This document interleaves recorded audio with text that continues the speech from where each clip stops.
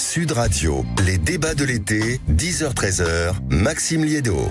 Allez, on attaque la partie brûlante de l'émission avec l'actualité du jour. On va parler évidemment budget avec cette volonté peut-être, je dis bien peut-être, du gouvernement de supprimer un jour férié pour ou financer l'effort économique pour atteindre les 40 milliards d'économies, ou bien tout simplement financer l'effort du redressement de l'armée française, parce que c'est quand même aussi la petite musique qu'on a en tête suite aux déclarations et à la chorégraphie orchestrée entre le chef d'état-major des armées, le ministre des armées lui-même et surtout les annonces du président de la République qui identifie plusieurs menaces et qui conjure la France absolument de booster un tout petit peu son armée. Et puis la question des piscines, vous êtes en train peut-être de vous faire le 3e café de la matinée, vous entendez les ploufs et les ploufs des enfants qui sautent dans la piscine, mais profitez-en parce que vous allez peut-être devoir la reboucher dans quelques instants. J'exagère, mais dans ce contexte de canicule, dans ce contexte de sécheresse, certaines villes commencent à limiter et à surencadrer un peu la construction des piscines. Est-ce que vous trouvez ça normal? Est-ce que pour vous c'est choquant? Ou au contraire, avec ces contraintes climatiques, ces fortes chaleurs,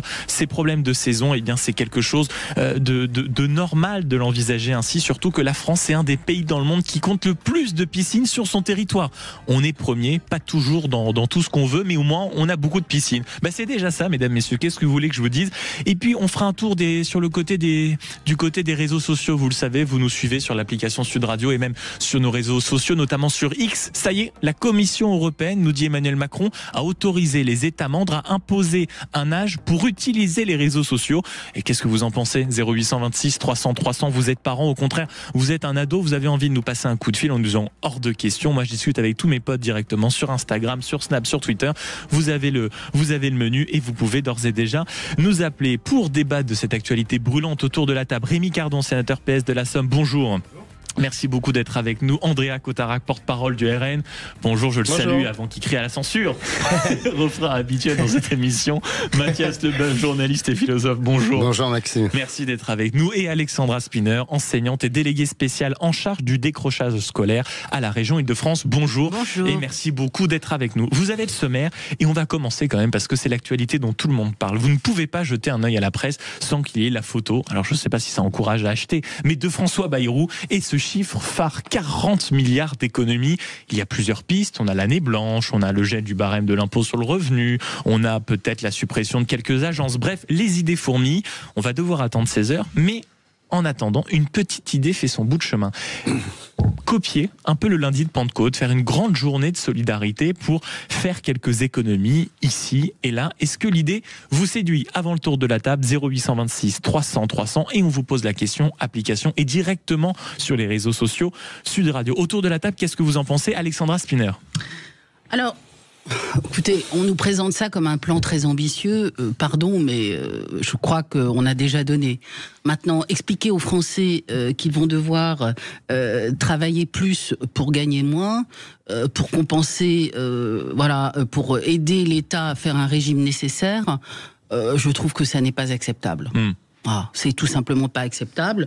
Et puis aussi, il y a un autre sujet, mais qui est plus de l'ordre culturel, c'est quel jour férié on va supprimer. Oui, bien sûr. Voilà, c'est ça la question. Parce que est-ce qu'on va piocher dans le mois de mai, où c'est déjà un mois où les gens calculent les ponts? Il y a un vrai sujet, je crois qu'il y a un vrai sujet, parce qu'on ne travaille pas assez en France. Donc évidemment qu'il faut s'y atteler. Il ne s'agit pas de faire l'autruche et de ne pas s'en occuper. Mais il y a aussi un sujet culturel, c'est quel jour férié on va décider de supprimer. Parce que les jours fériés, c'est aussi une façon d'être ensemble, de faire nation et d'être lié à quelque chose de commun. Et moi, j'ai toujours très peur, comme ça, des grandes sapes sur l'histoire de notre pays, au-delà du sujet économique. De trouver la date pour éventuellement ne pas blesser ou ne pas, on va dire, focaliser sur quelque chose qui ne respecterait pas. Oui, pourquoi s'attaquer à une date chrétienne, par exemple? Pourquoi et puis vraiment, on peut plus demander aux Français de faire des efforts. Je crois que ça suffit en réalité. Rémi Cardon, sénateur PS de la Somme, est-ce que cette idée vous est séduisante? Est-ce qu'elle vous choque? Est-ce qu'elle vous interpelle? Ou au contraire, il faut y aller parce qu'après tout, on l'a déjà fait avec le lundi de Pentecôte, c'était une journée de solidarité. Bon, allons-y. Alors pas du tout. Ça m'enchante pas du tout pour deux raisons. Déjà parce que c'est un aveu d'échec budgétaire, je suis désolé. Et en plus, il y a un petit côté de lâcheté. On apprend que j'ai la flemme de chercher des économies, donc je vais demander aux Français toujours les mêmes qui vont trinquer, qui vont travailler plus pour gagner autant. Et vous faites bien de le dire comme ça, parce qu'il y a actuellement une réunion, nous apprend-on, entre Emmanuel Macron et François Bayrou avant la prise de parole. Donc peut-être qu'ils sont en train d'écouter à 11h, peut-être en train d'écouter les Sud Radio et de dire c'est un désastre budgétaire. Bon, ben on va revoir la copie. Alors qu'est-ce que vous voulez que je vous dise? C'est un aveu d'échec premièrement, et deuxièmement, je suis désolé, mais au bout d'un moment, il faut qu'on regarde une catégorie de personnes qui a été longtemps oubliée pendant les années Macron. Et donc, il y a eu plein de propositions là-dessus. La taxe Zuckman en est une. En l'occurrence, ça permet quand même d'aller chercher 20 milliards en s'attaquant uniquement à les foyers qui dépassent les 100 millions de patrimoine, et on taxerait à 2%, une taxe plancher à 2%. Bon, voilà, c'est pas d'une violence inouïe. En l'occurrence, on fait faire des efforts à quelques-uns pour l'ensemble des Françaises et des Français. Là, en l'occurrence, on demande aux Françaises et aux Français de faire les efforts comme d'habitude. C'est la question du ruissellement. Le ruissellement, pour l'instant, il va vers le haut pour les ultra riches, et on attend que le ruissellement s'inverse et que ça soit justement les Français les plus modestes qui goûtent enfin ce fameux ruissellement. On a quand même des agences d'État qui coûtent plus de 100 milliards d'euros par an. On pourrait peut-être aussi s'attaquer à cela. Mathias Lebos est dubitatif. Il vous regarde avec sa voix grave en disant je suis pas sûr. Non, mais moi sur la réforme sur la suppression des jours fériés, je pense que c'est une usine à gaz, et on l'a vu notamment sur le lundi de Pentecôte. Il y a plein d'entreprises où on ne sait pas si on travaille ou on ne travaille pas. 3,5 milliards chaque année. Ouais, c'est ce qui se dit, mais j'ai pas l'impression que ça fonctionne très bien.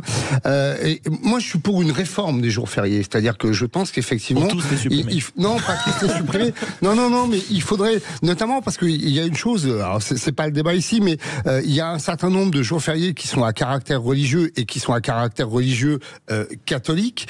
Et je trouve qu'on devrait faire un crédit en nombre de jours fériés sur des jours fériés religieux que les musulmans, les juifs ou peu importe pourraient prendre quand bon leur semble. Donc déjà, est-ce que c'est pas ça l'usine à gaz? Parce que pardon, là, si on commence à faire ça, si chacun doit prendre les jours fériés, ça fonctionne.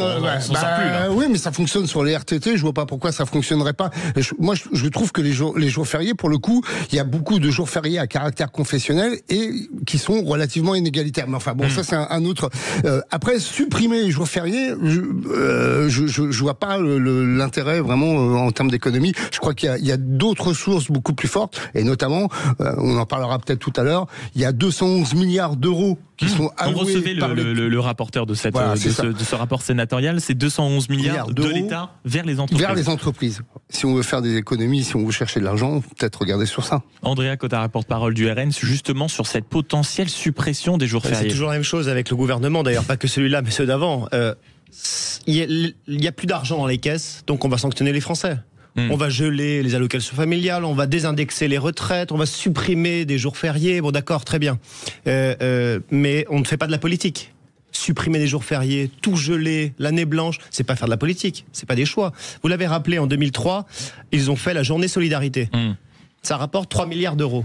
C'était fait pour 3,5 pour avoir de l'argent et pour pouvoir faire face notamment aux canicules. On a bien vu ce que ça donnait. Depuis 2003, 3,5 milliards, 3 milliards au départ, c'est près de 60 milliards d'euros qui sont dans les caisses de l'État. Est-ce qu'on gère mieux la canicule? Certainement pas. Donc si vous voulez, les choix politiques qu'il faut faire, c'est le tabou, alors ça va pas vous surprendre sur l'immigration, mais aussi le tabou sur l'augmentation de 8 milliards d'euros qui passe de l'argent de la poche des Français vers la Commission européenne. On est le seul pays à augmenter notre contribution à l'Union européenne, taxer les rachats d'actions, augmenter d'un point la taxe sur les transactions financières, bref, faire de la politique, faire des choix et laisser tranquilles les Français qui n'en peuvent plus.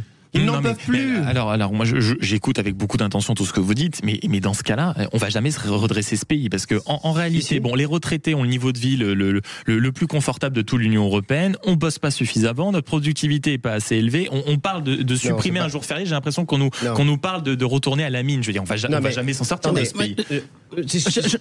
J'entends beaucoup parler de retraités qui vivent comme des rois. Moi, je sais pas, j'en vois aussi beaucoup qui vivent péniblement et qui arrivent à peine à survivre. Donc Il faut peut-être aussi arrêter avec ce mythe du retraité qui vit dans l'opulence au bord de sa piscine avec son cocktail à la main. Il n'existe pas beaucoup quand même. En réalité, c'est juste que quand on voit le niveau de vie, je veux dire, c'est le seul pays dans l'Union européenne, le niveau de vie des retraités est supérieur à celui des actifs. Mais c'est ça le problème. Oui, le problème, il est là. Donc en fait, personne doit faire d'efforts. Moi, je me souviens, on n'a pas eu de grand débat comme on en a actuellement sur les retraites quand on devait supprimer 5 € d'appel au début du quinquennat Macron. Ah là, les jeunes, bon alors bien sûr, il y a quelques personnes de gauche qui ont dit que c'était pas bien, mais alors là, l'idée que la jeunesse devait trinquer comme pendant le Covid, ça n'a échappé à personne. Donc je vous dis, est-ce que si déjà on a du mal à supprimer un jour férié, est-ce qu'on va pouvoir s'en sortir, Mathias Deleveuf? J'ai pas l'impression. Moi, je pense qu'il y a, encore une fois, il y a des. Quand on nous dit qu'il y a plus d'argent, c'est à la fois vrai et faux, et je pense que l'argent est très mal distribué et très mal ventilé.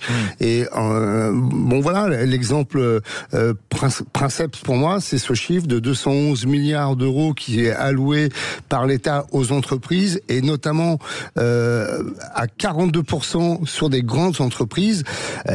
C'est incroyable. Ça fait des entreprises le premier budget de l'État. Et il y a probablement des économies à faire. Alors il y a des niches fiscales. Quand on donne 250 millions à Bernard Arnault, à LVMH, et qu'il en rapporte 6 milliards à l'État, je pense que c'est plutôt un gagnant-gagnant. Si l'État gérait aussi bien le pognon, ce serait formidable.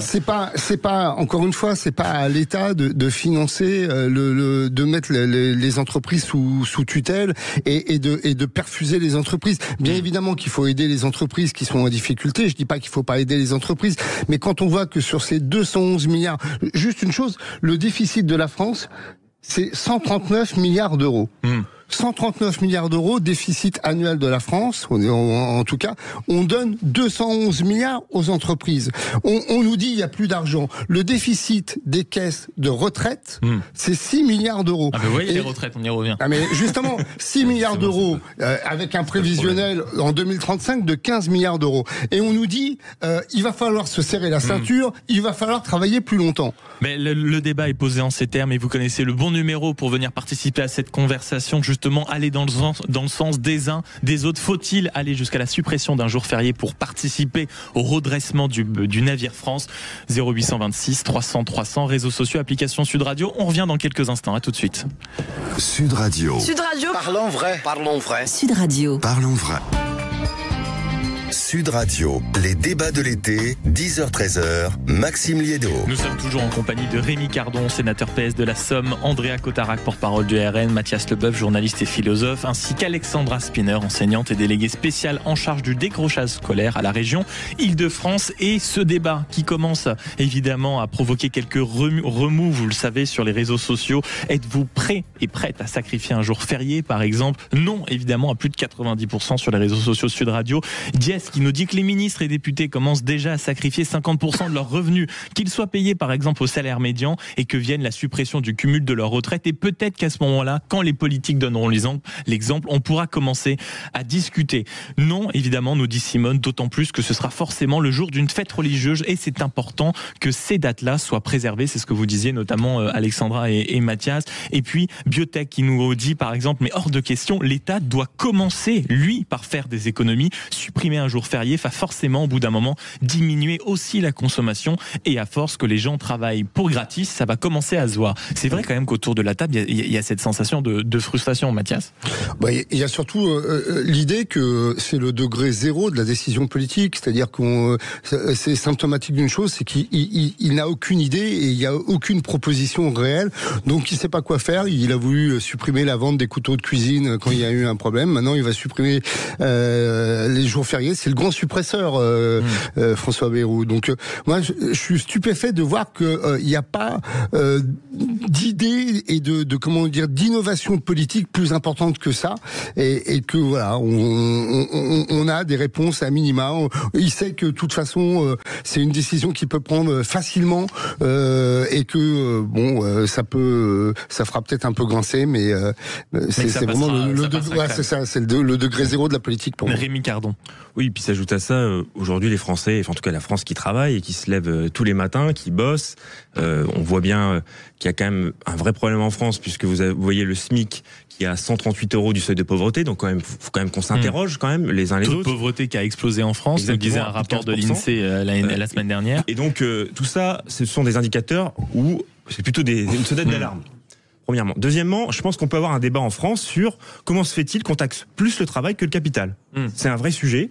Moi, si on parle de valeur travail, la sueur de son front quand on travaille, c'est bien évidemment la question des travailleurs qui bossent leurs heures et alors que d'autres, pendant ce temps-là, ont plutôt une espèce de spéculation avec les actionnaires. Donc moi, la question, il serait temps quand même qu'en France, qu'on oriente le débat pour favoriser le travail et moins le capital. Donc avec cette logique-là, on finit par un moment par taxer un peu plus les retraités, mon cher Rémi, parce que dans ce cas-là, si on met en valeur le travail, il était normal que ceux qui bossent... Pourquoi vous divisez les Français en faisant... Non, je divise pas. Non, mais on est dans un moment... Maxime, il a un problème avec les retraités. C'est les retraités. J'ai habité au Stade de l'Olne, j'ai eu un petit traumatisme, nous en parlerons dans une autre émission sans doute. Non, mais moi j'adore un pays où tout le monde dit c'est vrai que la France va mal. Je crois que c'est 80% des Français estiment que la France est en déclin. Et dès qu'on met des solutions sur la table, on ne parle pas de tous les retraités, comme les petits retraités. Comme le disait Alexandra, il y a beaucoup de retraités pauvres.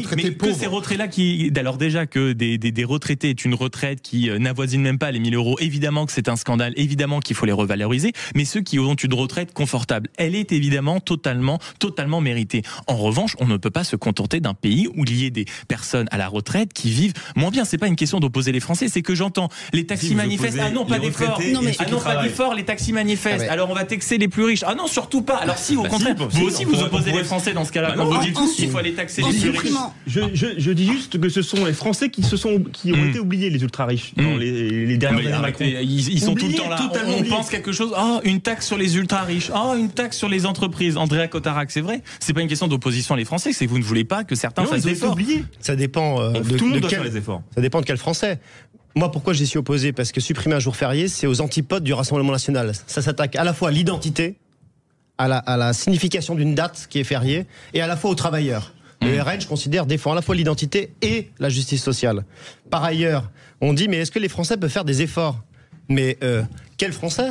Est-ce qu'on peut demander à la Commission européenne de faire des efforts? Ils vont avoir 10 milliards jusqu'en 2027 de la part des Français. Est-ce qu'on peut demander à la finance de faire des efforts? On pourrait augmenter, ce qu'on propose, de moins d'1 point la taxe sur les transactions financières. Est-ce qu'on peut demander à Bercy de faire des efforts pour aller chercher l'argent des fraudeurs?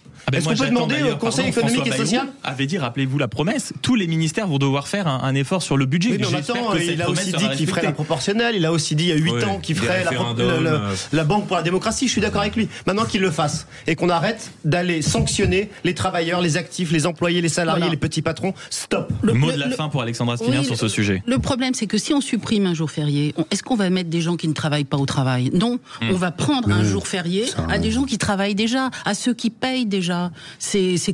Au fond, c'est un impôt, un nouvel impôt, quoi, tout simplement. En tout cas, c'est ce que vous disiez au début, comme ça la boucle est bouclée, c'est une sensation de travailler plus pour gagner moins, et je ne suis pas sûr que dans la période, ça encourage en effet beaucoup de Français.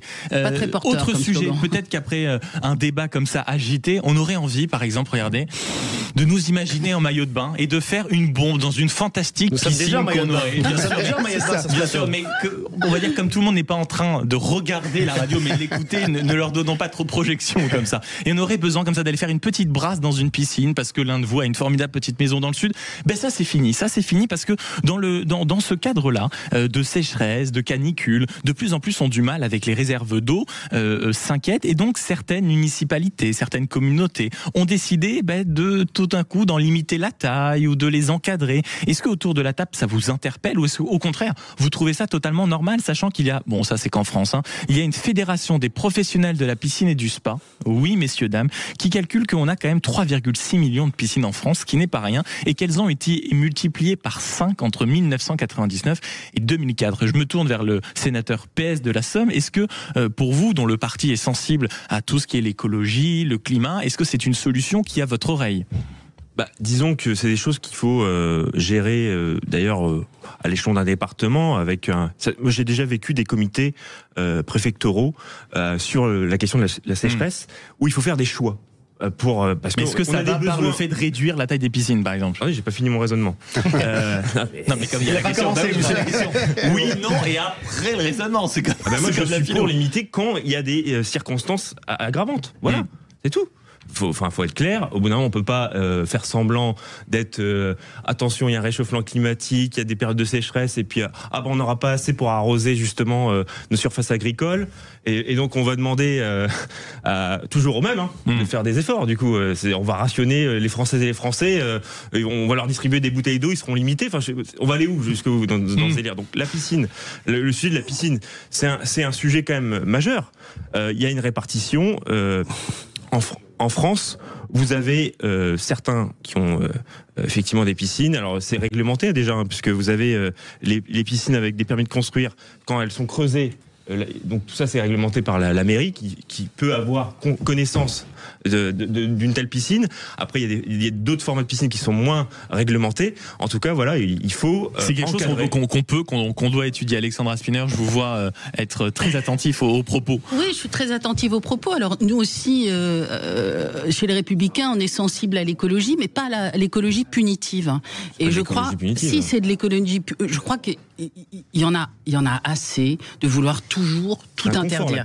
Non, mais c'est un confort, c'est un confort, mais pas forcément pour les plus riches. On peut pas toujours. Alors déjà, on est en train d'observer la taille de vos appartements. Bon, alors selon une étude de l'INSEE, on rappelle. Mais enfin, on est quand même dans cet esprit de toujours tout contrôler. On peut pas régler le problème de l'eau. Est-ce que l'eau c'est un bien commun? Bien sûr. Bon bah voilà. Bien sûr, c'est un bien commun. On arrive déjà. Bien sûr, donc pourquoi on privatise Mais vous savez, cette politique du rationnement, ça n'a jamais marché, ça ne marchera pas, parce qu'elle échoue à tout, sauf à mettre des branches économiques par terre. C'est quand même notre spécialité. Vous parliez d'une fédération, mais cette fédération, elle représente quoi? Des gens qui travaillent, de l'argent qui rentre dans les caisses. Donc c'est toujours la même histoire. Alors oui, localement, comme vous l'expliquiez à l'instant, pourquoi pas sur un temps ponctuel. Bien sûr. Oui, ok.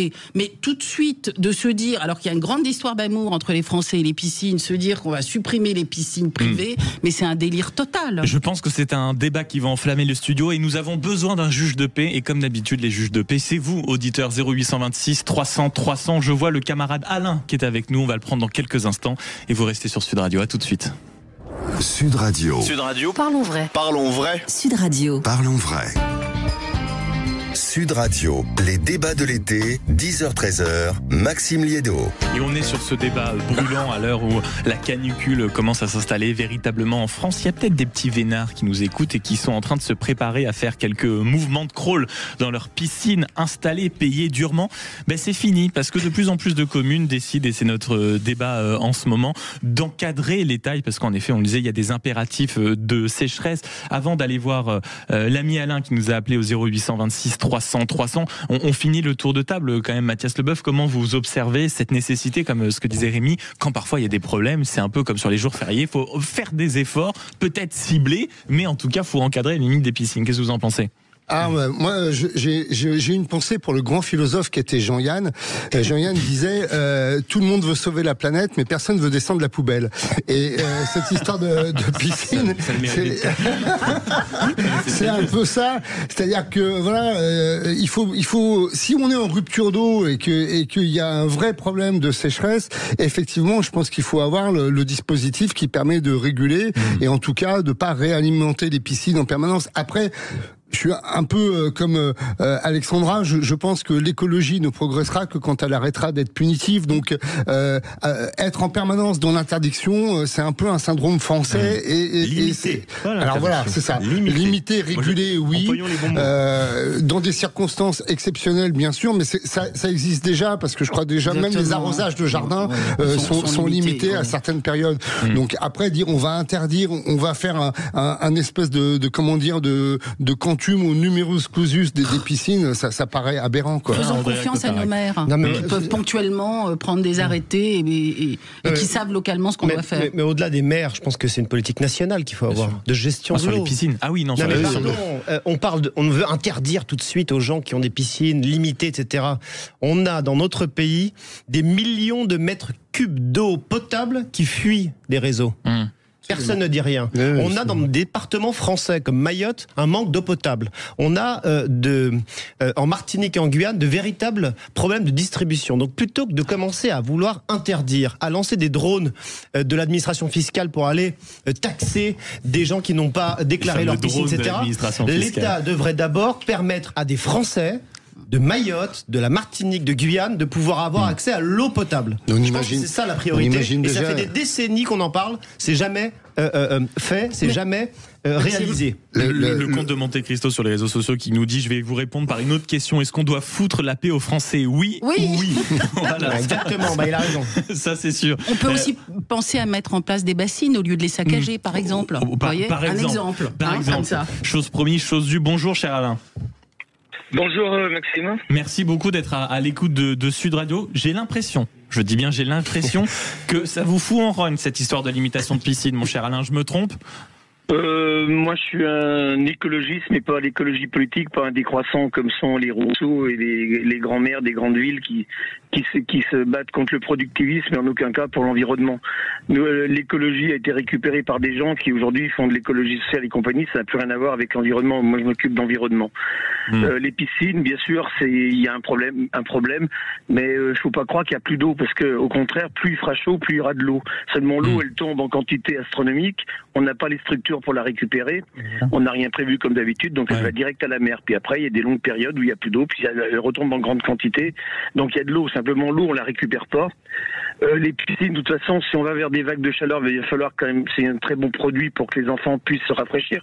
L'environnement, avant toute chose, c'est quand même œuvrer pour la qualité de vie des gens à partir des contraintes que crée la vie moderne, donc les pesticides, etc., mais aussi maintenant le dérèglement climatique, qui emmène entre autres des vagues de chaleur. Mais les vagues de chaleur ne sont pas que le dérèglement climatique. Le dérèglement climatique, c'est trop chaud, trop froid, trop d'eau, pas assez d'eau, etc. Et il faudrait quand même que nos chers élus travaillent à comment récupérer l'eau sans. Donc en fait, c'est ça que vous dites, Alain. C'est ce que j'allais vous poser comme question. Vous dites, en réalité, foutez la paix aux gens avec leur piscine, et au contraire, mobilisez-vous. Peut-être, c'est ce que disait Alexandra, pour ne faire en sorte qu'on ne saccage pas les méga bassines quand elles sont installées, qu'on commence à penser des structures un peu intelligentes, un peu modernes, un peu ingénieuses pour récupérer l'eau de pluie, et qu'on mette ces systèmes-là en place plutôt que de pénaliser les piscines, c'est ça? Oui, enfin les méga bassines, il y en a qui ne posent pas de problème, puis il y en a qui posent de très gros problèmes. Comment l'eau est récupérée? Si elle est pompée directement dans les nappes phréatiques pour s'évaporer, ça n'a strictement rien. Si c'est de l'eau de ruissellement, en plus chaque cas est une spécification. On veut généraliser comme d'habitude en France. 1000 cas différents. Il faut faire au cas par cas. Il serait temps peut-être que nos chers constructeurs de piscines qui ont fait des fortunes, des joyaux pour ne pas le citer, commencent à réfléchir comment protéger les piscines pour que l'eau s'évapore moins. Peut-être qu'il va falloir commencer à penser à construire des piscines, elles ne seront pas en plein soleil, elles seront peut-être à l'ombre. Ça n'empêchera pas les gens d'être en plein soleil pour faire bronzette, mais l'eau elle-même peut être construite à l'ombre, par exemple. On peut mettre structure au-dessus. Enfin, il y a simplement planter des arbres elles peuvent être construites en fonction de la direction du soleil, nord-sud, est-ouest. On plante des arbres, ça fait que toute la journée la piscine sera à l'ombre. Il y a 1000 choses, mais nos chers décroissants, ça ils s'en foutent complètement. Excusez-moi d'être grossier, mais c'est la réalité. Les décroissants qui se disent écologistes luttent contre le productivisme. L'environnement ne les intéresse pas. Merci beaucoup. Ils n'y connaissent rien. Mais merci beaucoup Alain d'avoir basé votre Google et d'avoir parlé vrai sur Sud Radio. Vous pouvez nous écouter d'ailleurs du côté de Lyon au 105.8. Merci beaucoup. Et j'accueille au standard une auditrice qui était tranquillement dans sa piscine quand elle a bondi. Bonjour Marlène. Bonjour. Merci beaucoup d'être avec nous en direct sur Sud Radio. Alors j'ai l'impression que ce débat, vous avez sortir de votre piscine, Marlène. Qu'est-ce que c'est que cette histoire? Oui, tout à fait. Tout d'abord, je veux dire que je suis tout à fait d'accord avec mon prédécesseur. C'est vrai qu'il y a certainement à trouver des solutions pour garder l'eau qui tombe, parce qu'il y en a quand même beaucoup qui tombent. Et puis pas forcément dans les bassines d'ailleurs. Je pense qu'il y a aussi d'autres systèmes. Pour revenir aux piscines, parce que vous êtes propriétaire d'une piscine, Marlène, c'est ça? Voilà. Et moi je suis en Aquitaine. Je suis originaire d'Aquitaine. Et ça fait une trentaine d'années avec ma sœur, on a construit une piscine entre nos deux maisons. Elle fait 10 mètres sur 5, elle est très très bien. Et quelquefois on est une vingtaine dedans, donc quand même c'est bien. Ah oui, c'est une piscine olympique là, Marlène.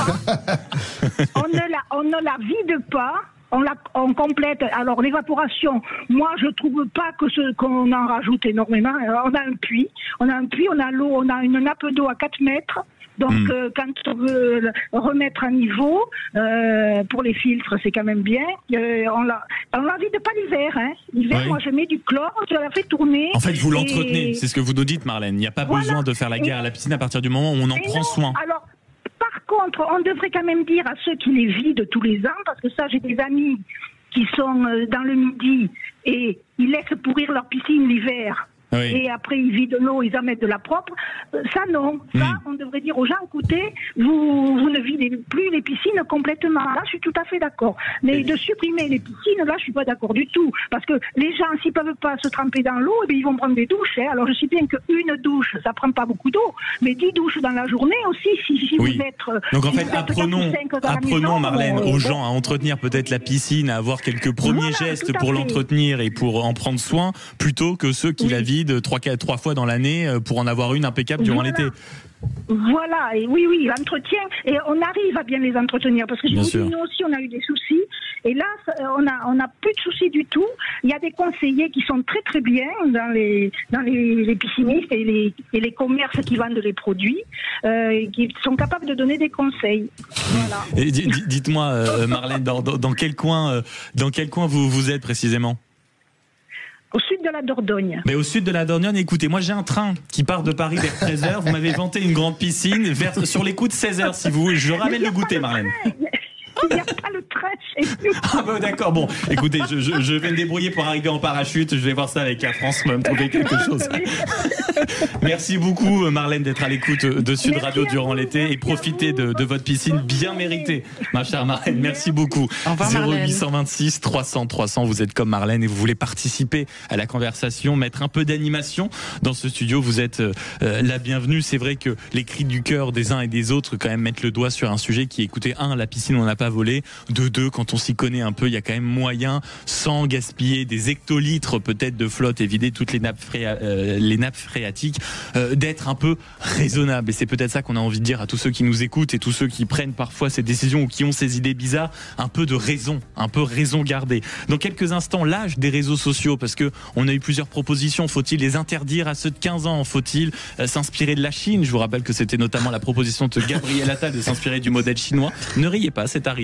Eh bien, figurez-vous que la Commission européenne a autorisé les États membres à instaurer une limite d'âge dans les pays pour avoir accès aux réseaux sociaux. Est-ce que c'est vers ça qu'on doit aller ou au contraire, dehors l'URSS? Ce n'est certainement pas à l'État de s'occuper des réseaux sociaux. Vous êtes bien sur Sud Radio et vous avez le numéro pour participer, 0826 300 300. À tout de suite, restez avec nous. Sud Radio. Sud Radio. Parlons vrai. Parlons vrai. Sud Radio. Parlons vrai. Sud Radio, les débats de l'été, 10h-13h, Maxime Liédo.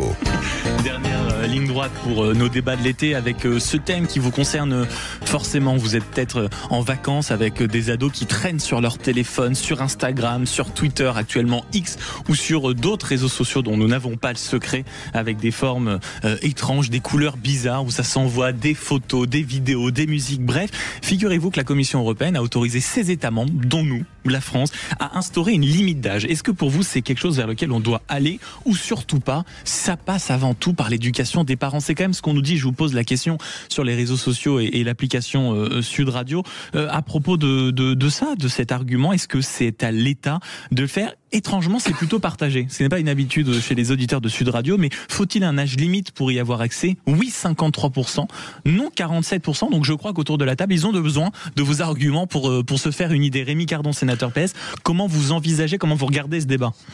Déjà avec beaucoup d'attention parce que en réalité c'est plus qu'important, et moi c'est la raison pour laquelle je travaille sur une proposition de loi qui vise à instaurer une certification obligatoire à l'usage des réseaux sociaux pour les moins de 15 ans, justement parce que je pense que l'éducation nationale doit jouer aussi son rôle. 15 ans, âge limite.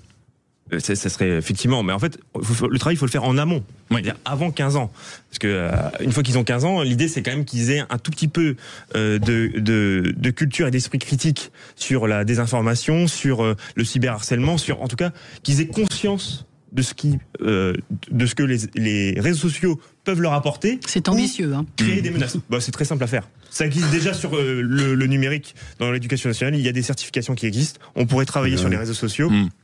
Je pense que dans un premier temps, ça serait effectivement un travail en 5e notamment, par exemple, ça pourrait être au collège.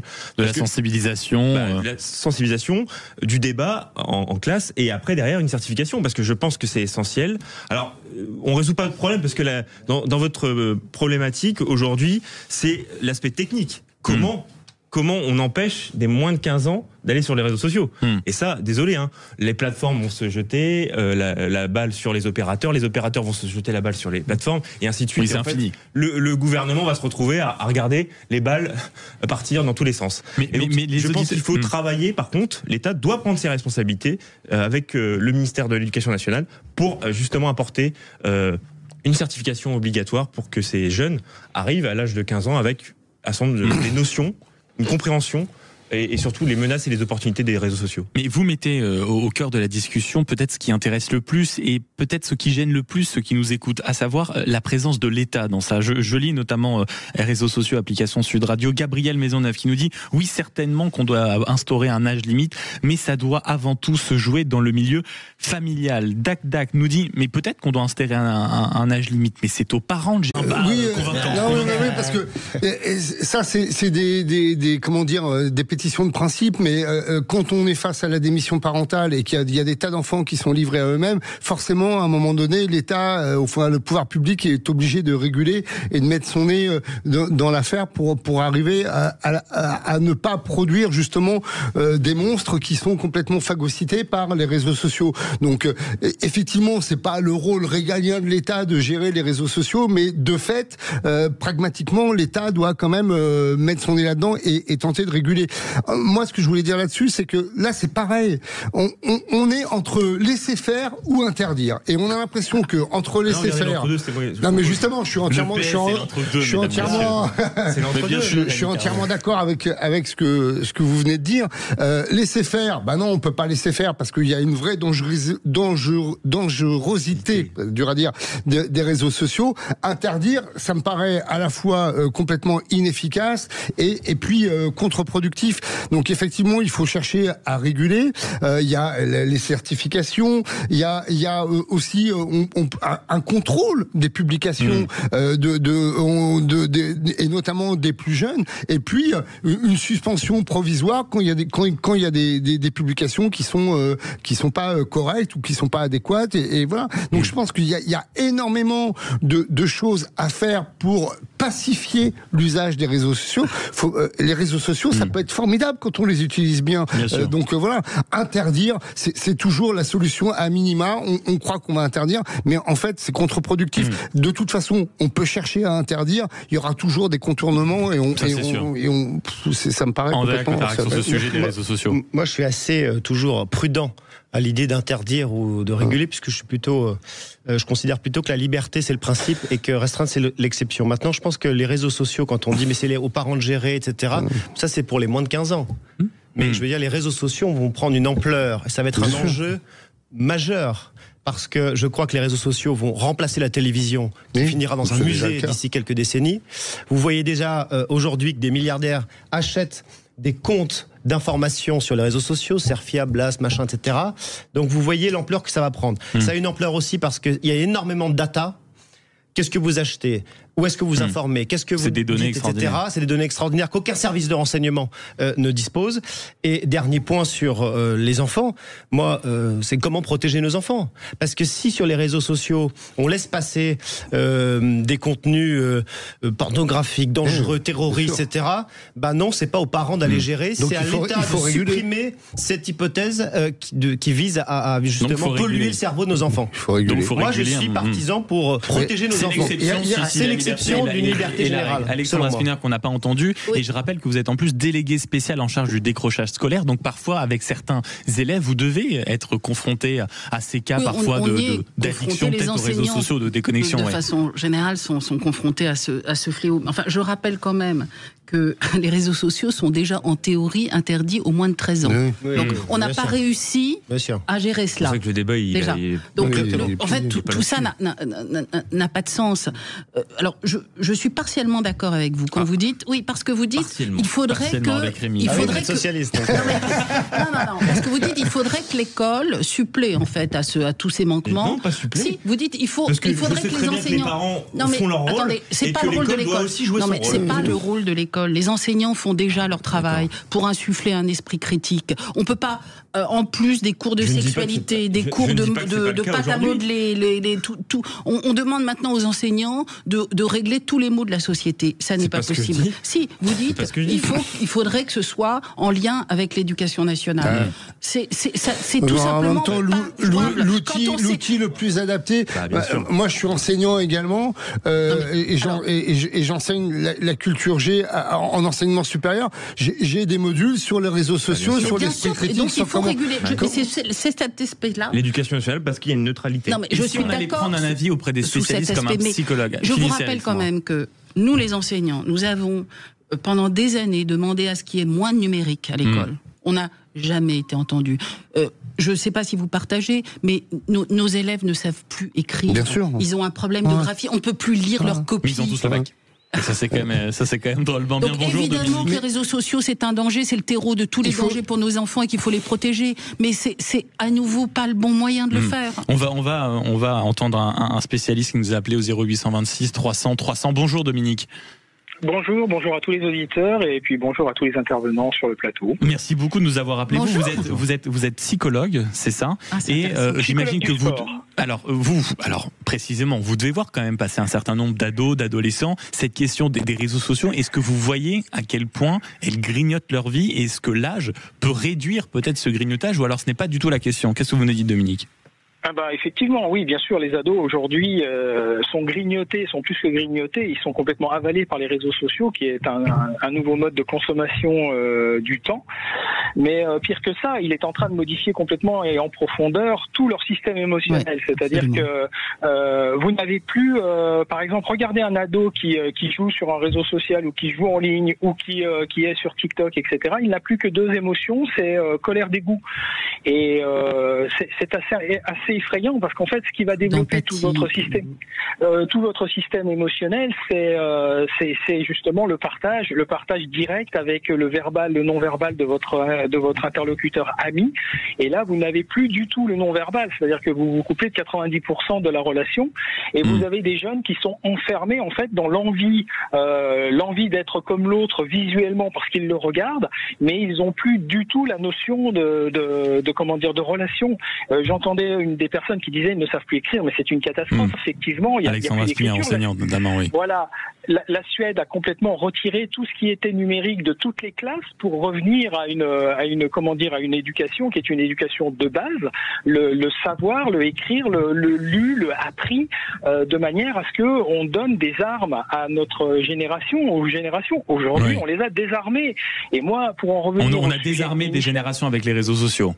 Ah mais complètement, et on va le prendre en pleine figure. Mais le plus grave, c'est que je pense que les gens qui ont réfléchi à cette loi interdisant sont des cinquantenaires, et j'imagine pas qu'ils ont interrogé des gamins de 15 ans pour leur dire mais toi si on t'interdit comment tu fais? Parce que les gamins de 15 ans aujourd'hui, mais allez-y, interdisez-leur, vous verrez, ça changera absolument pas leur vie, ils trouveront toutes les parades, ils sont bien meilleurs que nous, bien plus forts, bien plus madrés sur tout ce qui est informatique que ne peuvent l'être aujourd'hui des énarques de 50 ans qui ont réfléchi confortablement. En l'occurrence, en première ligne, il y avait Gabriel Attal qui n'a pas encore 50 ans.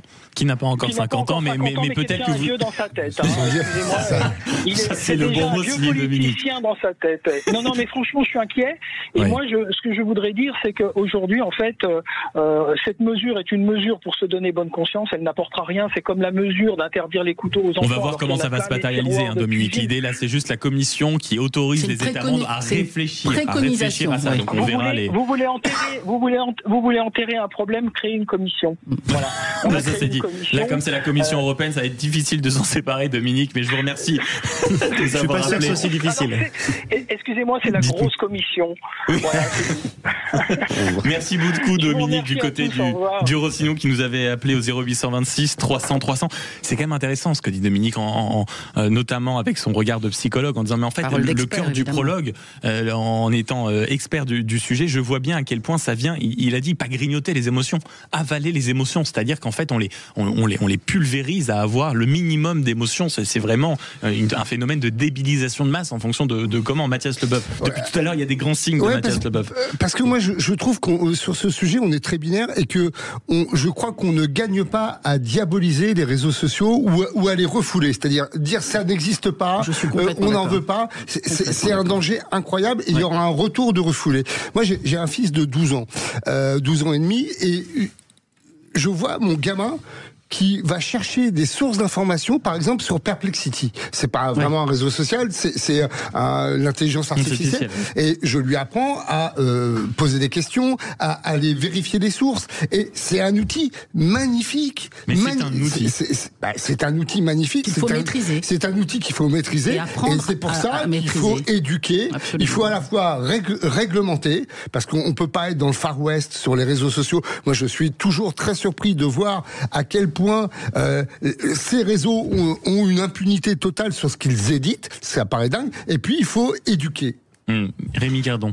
En fait, la solution, elle est sur deux volets. Le volet, effectivement, des parents qui viennent réguler le temps d'écran, avec le temps de connexion sur les réseaux sociaux. Ça, c'est théorique. Et puis aussi de débattre aussi avec eux sur les sujets, prendre du recul sur les vidéos et autres. Et puis de l'autre côté, il y a effectivement l'État qui doit s'organiser pour former sa génération aux menaces et aux opportunités. Je dis bien les deux. Il y a les menaces et les opportunités des réseaux sociaux. Et ça, c'est un enjeu majeur. Et donc c'est très simple. En fait, on a les deux volets. Maintenant, faut juste attaquer au sujet. Il y a un volet sur lequel on a moins la main, parce que les parents sont quand même, excusez-moi, ils ont le c'est sûr. Et c'est à eux de gérer. Et les parents sont très divers. Et voilà, ils sont très divers. Avec des moyens très divers. Malheureusement, les enfants ne sont pas logés à la même enseigne partout. Et on sait très bien que les enfants fragiles socialement, évidemment, on paieront le prix. Donc c'est très compliqué.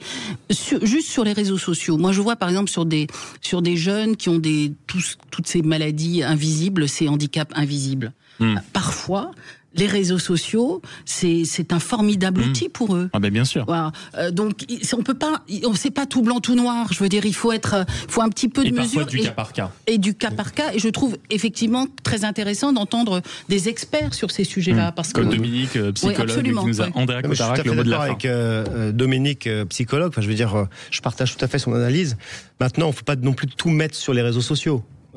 Si les enfants ne savent pas lire, écrire ou compter, c'est pas que les réseaux sociaux. C'est l'école, c'est les parents. Il ne faut pas non plus généraliser les parents ou les réseaux sociaux. C'est bien plus complexe. C'est pas l'école, c'est le mal qu'on a fait à l'école. C'est bien plus complexe que cela. Donc voilà, c'était juste pour souligner une pointe de subtilité. Mais vous avez aimé les débats, restez encore jusqu'à midi avec nous, parce que c'est l'heure des coups de cœur et des coups de gueule dans quelques instants, des uns des autres. Nous sommes toujours évidemment avec Rémi Cardon, sénateur PS de la Somme, Andrea Cotarac, porte-parole du RN, Mathias Leboeuf, journaliste et philosophe, ainsi qu'Alexandra Spinner, enseignante et déléguée spéciale en charge du décrochage scolaire à la région Île-de-France. On revient dans une poignée de secondes. Une poignée. À tout de suite sur Sud Radio. Sud Radio, c'est vous qui donnez le ton. Sud Radio, les débats de l'été, 10h-13h, Maxime Liédo. On est toujours en direct sur Sud Radio. Vous savez qu'on ne vous lâche pas de l'été. Dans quelques instants, vous aurez le journal avec les actualités du Tour de France et le camarade Joseph Ruiz. Mais avant ça, c'est le moment des coups de cœur et des coups de gueule, des uns et des autres. Et on va commencer par un coup de cœur pour se mettre en joie, aux joies. Il y a... Et je ne savais même pas que ça existait, mon cher Rémi, la journée citoyenne dans nos communes. Et c'est une belle idée qui prend vie. Vous êtes vraiment notre monsieur bonne nouvelle de la journée. Et ben voilà. Et ben oui, commune de Quérieux dans la Somme, 600 habitants, lance des journées citoyennes de manière régulière chaque année, plusieurs fois dans l'année, où il y a à peu près 100 habitants qui participent. Et là, pour le coup, le 7 septembre prochain, ils vont justement débarrasser, nettoyer l'ancienne boulangerie pour préparer, mettre à disposition pour justement l'entreprise qui va venir faire les travaux pour récupérer une boulangerie demain. C'est ça qui est beau, je trouve que l'image est belle. Génial. Et donc c'était mon coup de cœur. Et Jonathan Sanglard, le maire en question, œuvre pour faire le tour du département, pour faire valoir les journées citoyennes dans d'autres communes. Je trouve que ça permet de mettre du commun, un projet à plusieurs, au moment où les comités des fêtes, les associations sont parfois en difficulté en termes de force vive, je trouvais que c'était important de valoriser par un coup de cœur cette journée citoyenne. C'est vrai, magnifique initiative. C'est faire vivre les communes comme ça, c'est formidable. C'est formidable. Je ne sais pas si vous avez vu l'étude qui est totalement à contrario de ce que vous dites, qui est que de plus en plus on a installé des machines automatiques dans les communes, notamment rurales. Donc en fait, vous n'avez plus de boulangerie, vous avez des machines à pain, vous n'avez plus la petite pizzeria, vous avez des machines à pizza. C'est épouvantable. Moi, je trouve cette initiative formidable parce que ça redonne justement du sens à l'espace public. Et on est aujourd'hui dans une perte de ce qu'est l'espace public. Et l'espace public, c'est ce qui fonde la République. Et donc, on est vraiment à la racine même de ce qu'est le politique au sens noble du terme.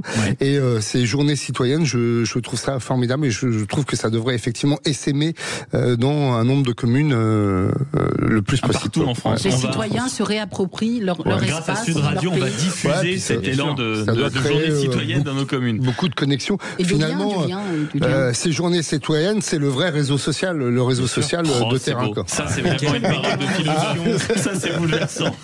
Andrea Cotarac, sur ça.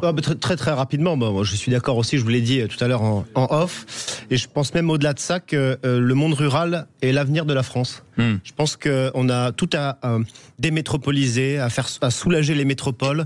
On parlait tout à l'heure de canicule, les territoires ruraux sont bien plus résilients. On parlait de bien vivre, de bien manger, de bien s'alimenter. Et je pense que l'avenir de la France, c'est le monde rural, c'est la démétropolisation. Eh ben, on a eu un coup de cœur par l'intermédiaire de Rémi Cardon. Vous avez la parole, mon cher Andrea. Gardez-le pour un coup de gueule cette fois. Chaud, froid. Évidemment, j'ai cherché, mais la France est mon adversaire principal en Europe, disait Vladimir Poutine. C'est en tout cas ce qu'a affirmé le général Bucard il y a quelques jours. Lors de sa conférence de presse. Exactement. Tous les médias ont enchaîné. La France est-elle une menace pour la Russie ? La Russie, véritable menace pour la France ? Emmanuel Macron, chef suprême des armées, a lui-même utilisé cette citation comme fondement à son intervention pour le 14 juillet. Il a parlé de la sécurité, il a défini la stratégie de l'armée française. Rien que ça. Oui, mais il y a un problème. Et d'ailleurs, c'est ce que nous a rappelé le journaliste Merchet, qui a Jean-Dominique Merchet, qui est spécialiste défense à l'opinion, qui a justement fait une petite enquête et qui a dit mais on ne sait pas si Vladimir Poutine a dit ça, on ne sait pas quand, on ne sait pas où. D'ailleurs, il n'y a aucune source et on n'a pas retrouvé ça. Donc, il a interrogé le chef, en tout cas la centrale, l'état-major des armées françaises, qui est incapable. C'est-à-dire que ceux qui ont lancé cette polémique-là sont incapables de donner une source. Donc moi, mon coup de gueule, c'est le suivant, et c'est très rapide.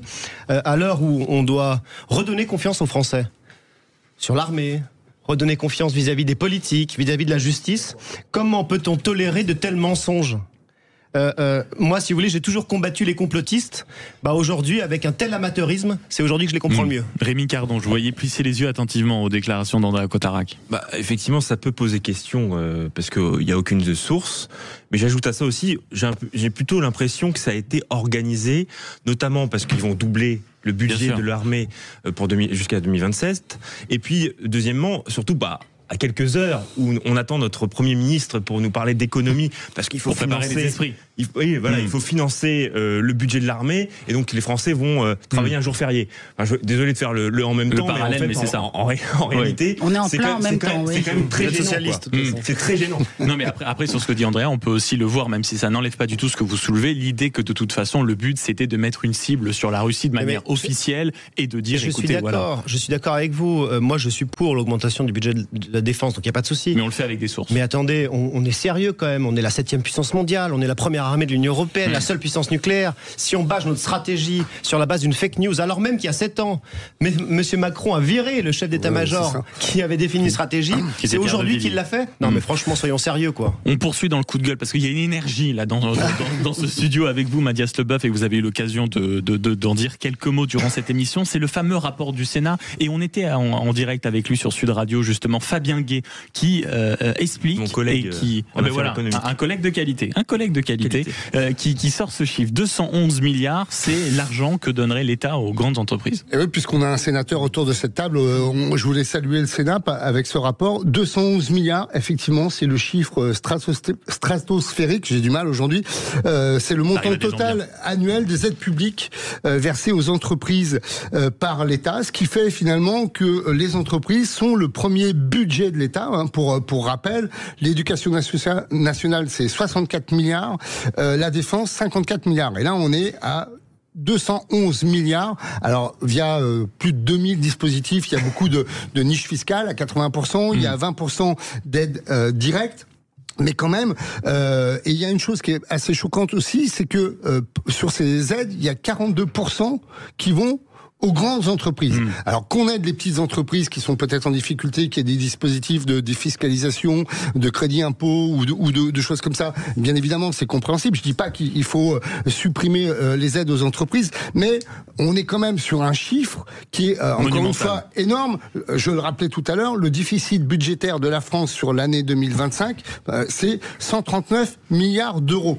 Donc quand on nous explique que les Français doivent se serrer la ceinture, ou quand on nous explique que les Français doivent travailler plus longtemps parce qu'il n'y a plus d'argent et que les caisses de retraite sont déficitaires. Le déficit des caisses de retraite, 6 milliards d'euros. On pourrait peut-être regarder sur ces dépenses, 211 milliards, on peut peut-être... Que dit le sénateur en un mot sur ce coup de gueule? Écoutez, déjà c'était une très bonne commission d'enquête et merci de faire ce coup de gueule là-dessus parce que en réalité je suis entièrement d'accord avec ce que vous venez de dire. Et puis surtout rappeler que cette commission d'enquête elle a été faite avec des personnalités avec tous les grands patrons, tous les anciens ministres de l'économie en puissance. La conclusion elle est quand même très simple, c'est qu'on peut redécouvert le chemin du Sénat. Faire de l'optimisation dans ces aides. Exactement. C'est-à-dire flécher les aides aux bonnes personnes et au bon endroit.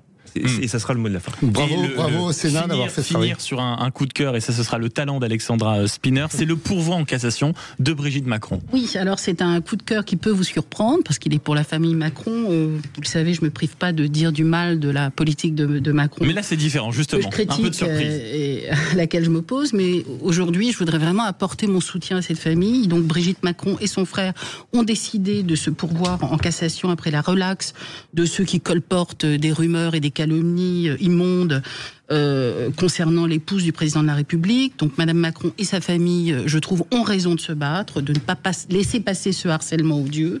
Je le comprends d'abord en tant que femme, parce que mettre en cause l'intimité, l'identité de quelqu'un pour nuire à son mari, c'est pas de la politique. Je crois qu'on est tous d'accord ici. C'est déverser les égouts sur la place publique. Je le comprends également en tant que mère, parce que imaginez l'insinuation odieuse que cela constitue pour ses enfants. On remet en cause leur identité, leur filiation, leur famille.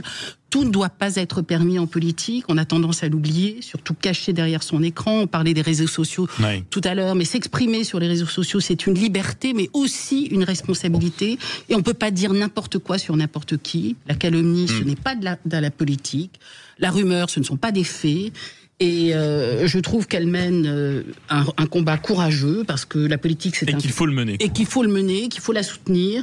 En laissant la boue devenir le moyen de faire de la politique, on salit la démocratie et la manière générale dont on construit la société. Le mot de la fin, encourageant et coup de cœur d'Alexandra Spinner, enseignante et déléguée spéciale en charge du décrochage scolaire à la région Île-de-France. Merci d'avoir été avec nous ce matin en direct sur Sud Radio. Merci aussi, bien sûr, aux hommes de ce studio, Rémi Cardon, sénateur PS de la Somme, Andrea Cotarac, porte-parole du RN, et Mathias Leboeuf, journaliste et philosophe. Dans quelques instants, le Flash Info, la météo et les nouvelles du Tour de France par le camarade Joseph Ruiz. A tout de suite, vous êtes bien sur Sud Radio. Sud Radio. Sud Radio. Parlons vrai. Parlons vrai. Sud Radio. Parlons vrai. Sud Radio, les débats de l'été, 10h-13h, Maxime Liédo.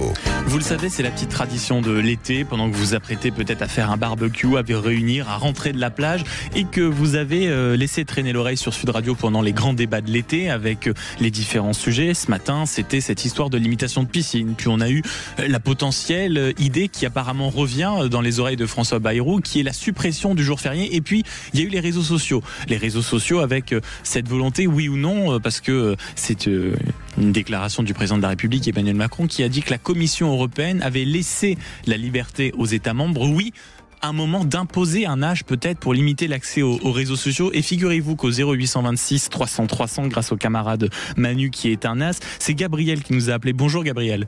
Bonjour. Merci beaucoup de nous avoir appelés. C'est un débat en effet qu'on a eu sur Sud Radio durant la matinée sur un moment, une limite d'âge pour utiliser les réseaux sociaux. Est-ce que vous trouvez que c'est quelque chose qu'il nous faut? Est-ce que c'est une direction qu'on doit prendre?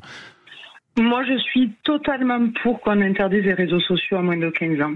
L'interdiction totale? Oui, et puis en connaissance de cause, puisque je suis professionnelle, que je connais les risques, et que je me suis faite un peu happer parce que j'ai laissé les réseaux sociaux à mon fils, parce que je pense qu'il faut vivre avec sa génération, mais que je pense qu'on est vite dépassé. Quand on dit les cordonniers les plus mal chaussés, j'en suis le cas totalement. Et je pense que si des parents sont mal informés et qu'il y a un manque d'éducation et d'accompagnement pour les réseaux sociaux, c'est quelque chose qui peut être extrêmement dangereux. Et je crois qu'on en voit un peu les dérives chaque jour. Et je pense que c'est pas adapté. D'ailleurs, on voit bien même pour les adultes, il devrait y avoir un accompagnement. On voit à quel point les adultes se lâchent derrière leurs écrans sur les réseaux sociaux. Oui. Je pense que les enfants n'ont pas la même maturité. Alors enfin, ça me fait un peu mal de le dire parce que les adultes en manquent terriblement aussi. Ouais, ça c'est pas faux. Mais Gabriel, excusez-moi, quand tout à l'heure vous disiez que vous étiez une professionnelle des réseaux sociaux, vous travaillez dans ce secteur, vous êtes professeur, qu'est-ce que vous faites? Alors voilà, j'ai été animatrice pendant 16 ans et accompagnatrice, donc j'étais promeneur du net. Donc j'étais vraiment spécialisée pour accompagner les jeunes sur les réseaux sociaux et pour pouvoir... Et c'était quoi leur premier comportement face à ça? Puisque vous les accompagnez, ils étaient quoi? C'était vraiment de la découverte ou assez naturellement, ils allaient un peu vers des contenus interdits, ils étaient mis face à ces contenus interdits, c'est-à-dire les vidéos à caractère pornographique, les vidéos violentes, les insultes? On est complètement dans ça et je vais vous dire, même j'intervenais dans les écoles élémentaires, donc avec des enfants de CM1, CM2, donc 9-10 ans, et tous avaient vu des images pornographiques. À 10 ans. Ah oui, et une grande peur même, donc des actes sexuels.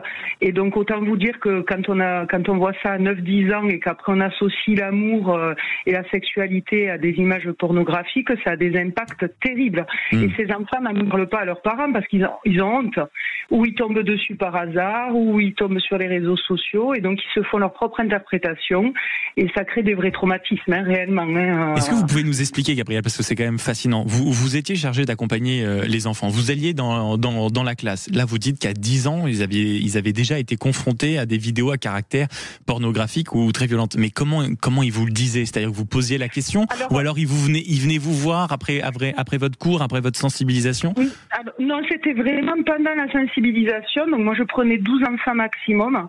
Et donc, c'était vraiment... il y avait beaucoup de complicité, de bienveillance et de confiance. Donc, du coup, c'était vraiment d'une manière... Ils étaient à l'aise avec vous? Ils étaient très à l'aise. Et donc, du coup, j'en parlais vraiment avec des mots d'enfant. Et donc, du coup, ils se confiaient. Ils se confiaient et je leur mettais bien en avant que ce n'était pas leur faute, que c'est et donc je posais la question. Je disais mais qui c'est qui a déjà vu des images un peu olé qui vous a un peu et bon je vous raconte pas quoi. Enfin, c'était vraiment monstrueux. Il y avait un petit garçon, je vais vous dire mot pour mot parce qu'après tout il faut que les gens soient choqués un petit peu parce que c'est la réalité. Il y a un enfant qui me disait mais moi j'ai vu un monsieur et une dame, ils faisaient l'amour et c'était très fort, il lui faisait mal et donc j'expliquais, j'associais un peu vous savez au film d'horreur. Je disais, mais vous savez, si on est producteur d'un film d'horreur, qu'est-ce qu'on va mettre pour faire peur? Alors, je leur dis, on va mettre de la musique, on va... Mais attendez, pardon Gabriel, dans les explications que vous nous donnez dans la franchise, vous parlez vrai, bien sûr, sur Sud Radio, mais il y a quand même un sujet. À 10 ans, à quel moment on a accès aux réseaux sociaux, à Internet? C'était quoi? Ils allaient sur le téléphone des parents? Ah non, ils avaient leur propre téléphone, avaient leurs propres réseaux sociaux. Ah oui, mais même beaucoup plus tôt. Mais beaucoup plus tôt. J'ai eu à 8 ans, j'ai eu à 7 ans. C'est un cauchemar, réellement. Et je crois que d'ailleurs la prévention, elle se fait pas à l'adolescence.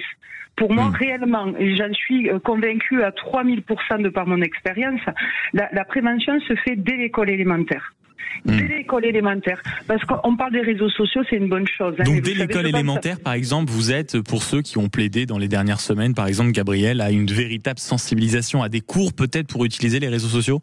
Ah, complètement. Ouais. Moi, vous savez, quand mon fils a voulu avoir les réseaux sociaux, donc à l'entrée au collège, je lui ai dit, tu n'auras les réseaux sociaux que si je te fais cette formation qui dure 4 heures à peu près. Et c'est une formation donc qui parle des vrais dangers sur les réseaux sociaux. Donc on parle de la pédophilie, on parle de sa propre image, on parle on sensibilise. On prévient. On prévient et on ne laisserait pas notre enfant sur une place dans une grande ville tout seul avec des inconnus. Eh bien, je crois que c'est exactement la même chose. C'est qu'on doit parler des vrais risques à nos enfants pour que quand ils arrivent sur les réseaux sociaux, ils sachent à quoi ils peuvent se confronter. Et je dis pas que mon fils est protégé de tout. Mais en tout cas, il a peut-être des bases que beaucoup d'autres enfants n'ont pas. Merci beaucoup, Gabrielle, d'avoir été avec nous et de nous avoir appelé au 0826 300 300. Merci beaucoup et merci aussi du travail que vous faites parce qu'en effet, dans le contexte, il est plus que nécessaire et fier de vous avoir parmi les auditrices de Sud Radio. Merci à vous. Dans quelques instants, vous allez voir une bonne nouvelle. Vous allez voir que maintenant, vous avez sans doute entendu parler de cette maladie. On peut soigner ça, et c'est en France, on peut soigner ça par des ultrasons. C'est-à-dire que quand l'aorte se resserre, ça touche 8 personnes sur 10, passé 75 ans. À partir de là, on peut la soigner uniquement par des ultrasons. Ça a été mis au point par une entreprise et des professeurs français. Emmanuel Messa, chef du service de médecine vasculaire à l'hôpital européen Georges Pompidou, et Mathieu Pernaut, physicien, qui a aidé, et cette entreprise s'appelle CardiaWave. C'est une bonne nouvelle et on a décidé de vous en parler. Il est 12h15 sur Sud Radio, à tout de suite. Sud Radio. Sud Radio. Parlons vrai. Parlons vrai. Sud Radio. Parlons vrai. Sud Radio, les débats de l'été, 10h-13h, Maxime Liédot. On est dans la dernière ligne droite de ce 10-13 avec une très bonne nouvelle dont on voulait vous parler ici sur Sud Radio. Et si tout d'un coup, les ultrasons réparaient les cœurs? C'est en tout cas le pari fou qu'a fait cette entreprise française qui s'appelle CardiaWave et qui cherche à mettre en ce moment un dispositif médical de thérapeutie ultrasonore, donc par les ultrasons, pour permettre de traiter en particulier les problèmes de rétrécissement aortique. On appelle ça la sténose aortique. Et une personne sur 8 après 75 ans est touchée. C'est un rétrécissement de la valve de l'aorte. Ça touche énormément de monde, près de 2 millions de personnes en Europe. C'est colossal. Et j'accueille avec grand plaisir le professeur Emmanuel Messas. Bonjour. Bonjour. Vous êtes le chef du service de médecine vasculaire à l'hôpital européen Georges Pompidou, cofondateur justement de cette entreprise CardiaWave, et Mathieu Pernaut, physicien et cofondateur de CardiaWave également. Bonjour. Bonjour. Merci beaucoup d'être avec nous tous les deux. Vous êtes vraiment au cœur de ce projet. Avant, bien sûr, qu'on rentre dans les détails, comment, lorsque vous vous êtes rencontrés et que vous avez commencé à échanger, vous avez vu la nécessité de penser qu'il y avait un moyen de soigner cette sténose aortique qui touche énormément de gens, qui n'étaient soignés que par la chirurgie lourde, qui plus est par les ultrasons. Racontez-nous votre cheminement intellectuel pour arriver jusque-là. Tout à fait, c'est une très très bonne question. En fait, moi j'avais fait 2 années de recherche à Boston au Mass General, à l'hôpital, et on avait une réunion une fois par mois avec le MIT, le fameux MIT qui nous donnait des nouveautés de technologie, et nous on donnait des problèmes de cardiologie, et on arrivait à trouver que ces innovations technologiques permettaient d'améliorer les choses au niveau cardiologique. En rentrant en France, à l'hôpital Pompidou, j'ai donc contacté ces physiciens de l'École supérieure physique chimie industrielle de Paris, qui a une très longue tradition de prix Nobel de physique, Pierre et Marie Curie, Paul Langevin, et qui sont des leaders mondiaux en ultrasons. Et l'idée, c'était de se dire peut-être qu'on peut effectivement réparer cette valve aortique qui est la porte entre le cœur et l'ensemble de l'organisme. Pour le faire, parce que là, le cœur va bien, et on est obligé de faire de la chirurgie cardiaque, de remplacer la valve, d'arrêter le cœur, une circulation extracorporelle, oui, simplement que vous apprêtiez à trouver un traitement pour, là, on va dire, un petit problème, ce que vous disiez, enfin, un petit problème, parce que ça ne concerne qu'une valve, mais qui demandait, on va dire, un mode opératoire extrêmement lourd. C'était pratiquement de l'opération à cœur ouvert. Ça demandait énormément de pratique. C'est une opération à cœur ouvert, c'est ça? C'est une opération à cœur ouvert. Quand on dit cœur ouvert, c'est-à-dire que vous êtes obligé d'ouvrir le thorax et de faire ce qu'on appelle une circulation. Du bloc. Absolument. Et une circulation extracorporelle. Vous arrêtez le cœur du patient et vous avez un cœur externe qui prend le relais vous enlevez tout le sang qui est dans le cœur et vous remplacez la valve. Puis, il y a eu des avancées grâce au professeur Alain Cribier en 2002, qui a permis de remplacer cette valve, cette fois-ci de façon interventionnelle, sans ouvrir le cœur, simplement en passant par les voies naturelles, qui sont les artères fémorales, l'aorte, et d'arriver à remplacer cette valve. Mais là encore, c'est un geste invasif. Or, comme vous l'avez dit, cette maladie, c'est une maladie du patient âgé. Et la plupart du temps, les patients ont plus de 70 ans, plus de 75 ans, et donc ils sont avec beaucoup de comorbidités, beaucoup d'autres maladies, et avoir un geste invasif n'est pas anodin. Et alors comment se fait le duo avec le physicien Mathieu Pernaut, que j'aimerais qu'on entende également sur ce projet-là, comment le médecin et le physicien s'entraident pour réussir à mettre au point vraiment une technologie extrêmement précise et extrêmement novatrice? Oui, alors on s'est rencontrés donc pour trouver une solution à ce problème très très important en utilisant une solution qui vient de la physique des ondes. Donc c'est vraiment quelque chose qui est issu de la recherche fondamentale, la recherche à l'INSERM, le SPCI, APHP, le CNRS. Et donc on a eu l'idée avec Emmanuel d'utiliser des ultrasons et d'envoyer les ultrasons et d'apprendre à les envoyer de manière très précise sur la valve, de manière à ramollir, avec des ondes de très forte intensité, ramollir la valve localement. Et donc on va envoyer en fait ces impulsions qui sont très courtes, ultrasons, qu'on va répéter pendant le traitement, et au bout d'un certain temps, en fait, on va avoir une action mécanique sur la valve. Et donc ça, c'est une vraie révolution, parce que c'est la première fois qu'on arrive à agir de manière complètement non invasive sur une valve aortique.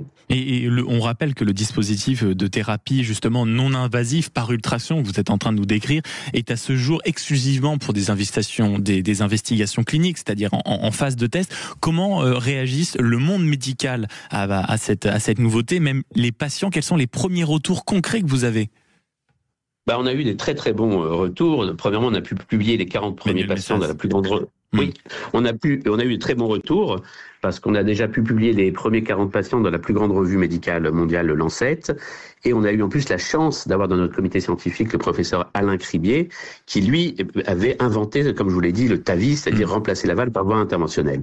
Moi, je reçois des emails un peu du monde entier où les patients, bien sûr, veulent au moins essayer cette technique non invasive pour voir si c'est efficace ou pas. Et après, bien sûr, si c'est pas suffisant, ouvrir aux autres possibilités. Donc, véritablement, on a eu un accueil assez chaleureux de cette nouvelle technologie. Quels sont les différents... Mais comme vous l'avez dit... Oui. Allez-y, professeur. Qui est en cours, bien sûr, d'études cliniques, qui est en cours d'études cliniques. Justement, professeur Emmanuel Message, chef du service de médecine vasculaire à l'hôpital européen Georges Pompidou, vous êtes aussi le cofondateur, en même temps que Mathieu Pernaut, physicien de CardiaWave, justement cette société qui développe. Qu'est-ce qui vous manque pour que ce soit généralisé, pour que ceux qui nous écoutent se disent... C'est super, je risque peut-être d'être atteint par cette maladie, mais si j'apprends qu'il n'y a pas besoin de passer par une chirurgie à cœur ouvert ou une autre opération lourde, ça vaut peut-être le coup de le traiter dans les plus brefs délais. Quelles sont les étapes qui vous manquent ?